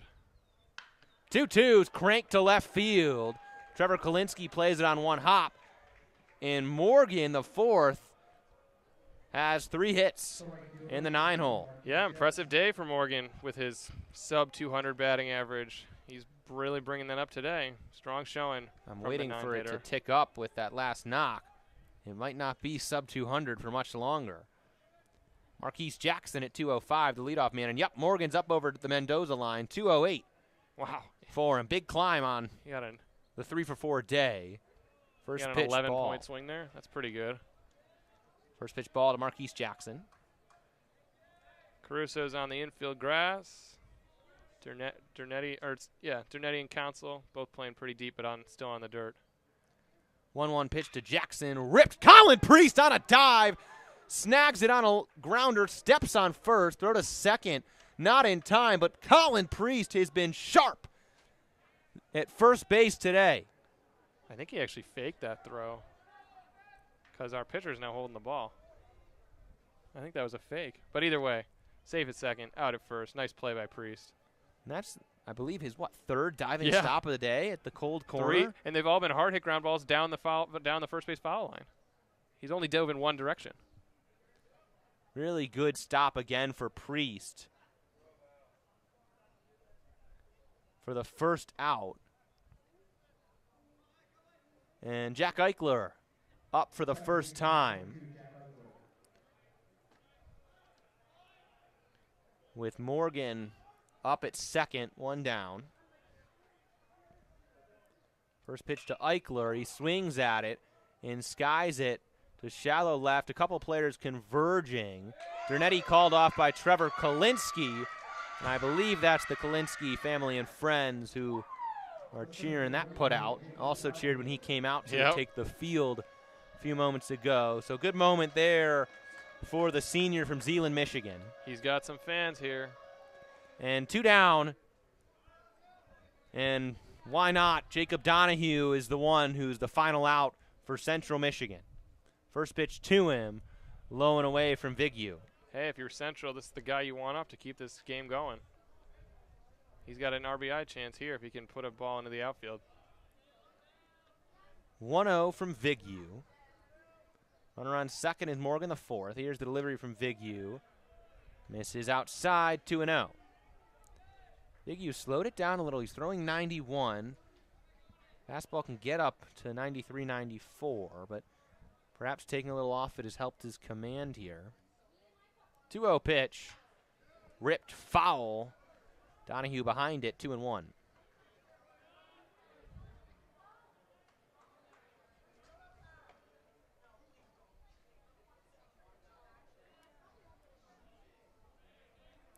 Two outs, top of the 9th inning. Michigan leading 9-3, an out away from closing this midweek matchup out. 2-1 pitch for a strike on the inside half of the plate, 2-2. Yeah, that looked like an inside breaking pitch, maybe a slider that kind of came in on the right-handed hitter. And 2-2, I think he goes back to the fastball to try and get him out here, but Vigue back on the first base side of the rubber. Comes set, 2-2 count, 2 outs. Here's the delivery, lined up the middle for a base hit. Morgan around third, he will score. Jacob Donahue keeps the Chips alive as he continues to just swing a red-hot bat for Central Michigan. It was the fastball there at 91, but it was right down into the zone, and Donahue just lines it right back over second base and into the outfield, and that scored the run. 9-4 Michigan. Central gets one back here in the top of the 9th inning. And now Eli Stewart, who's hitless today, had a walk in the 5th to go with the 0-for-3. Will look to continue to keep Central alive. First pitch to him, swing and a miss. Good pitch, breaking ball away from Dylan Vigue. Vigue, the Massachusetts native, comes set, 0-1 pitch, low and away, good snag by Brock Lightgeb. I know there's 2 outs in the 9th, and you probably don't want to steal here, but nobody's watching either base that Donahue's within range of. He could easily just walk over to second, but they're not going to steal. 1-1 away from Vigue. 2-1 to Eli Stewart. Long Beach, California native. Last year was at Central. Before that was at UC Riverside. Was all Big Ten, Big West, honorable mention. Runner goes this time. Lightcap throw down to second. Not in time. Jack Council covering from second base. Knocked it down, but on the one hop couldn't get it cleanly. Wouldn't have mattered if he had. Donahue was in there. Yeah, I mean, there was just part of the reason that play worked for Donahue is it took Council was far from that bag. He really had to run to get there. Nice stolen base and gets a runner in scoring position for Stewart. 3-1 to Stewart. And he swings and rips it past Colin Priest into right field. And from scoring position, Donahue will round and Donahue will score. Eli Stewart delivers. 9-5 Michigan. Central gets another run back. Chips aren't going down without a fight here. They're trying to close the gap here with 2 down in the 9th. Westenfeld's going to look to keep the rally going here. Danny Westenfeld, 0 for 2 today. Grounded into the double play that went Priest to Dernetti, back to Priest in the 7th. Was hit by a pitch twice today. And he takes first pitch low, ball 1. What are the odds Westenfeld's ever been hit twice by hit by a pitch twice in a game before? I'd say not particularly high, but not particularly impossible either. I think it's pretty slim. I mean, he's only been hit twice before today all season. What are the odds he's hit a 3rd time? Ha! Pretty low, but you never know. 1-0-2 Westenfeld. Here's the pitch from Vigue. Swing and foul tipped into the glove of Lightgeb. A new ball for Vigue. Fired down by home plate umpire Michael Schultz. He got bored of watching other players throw the baseball, wanted to show off his left-handed cannon. 1-1 now to Westenfeld. Still 2 outs, top of the 9th. Michigan leading 9-5. Pitch from Vigue, fouled back, and for the 2nd time, Vigue's a strike away. 1-2 to Westenfeld. Infield's playing deep here. They know they just need an out at 1st or 2nd to get out of this thing.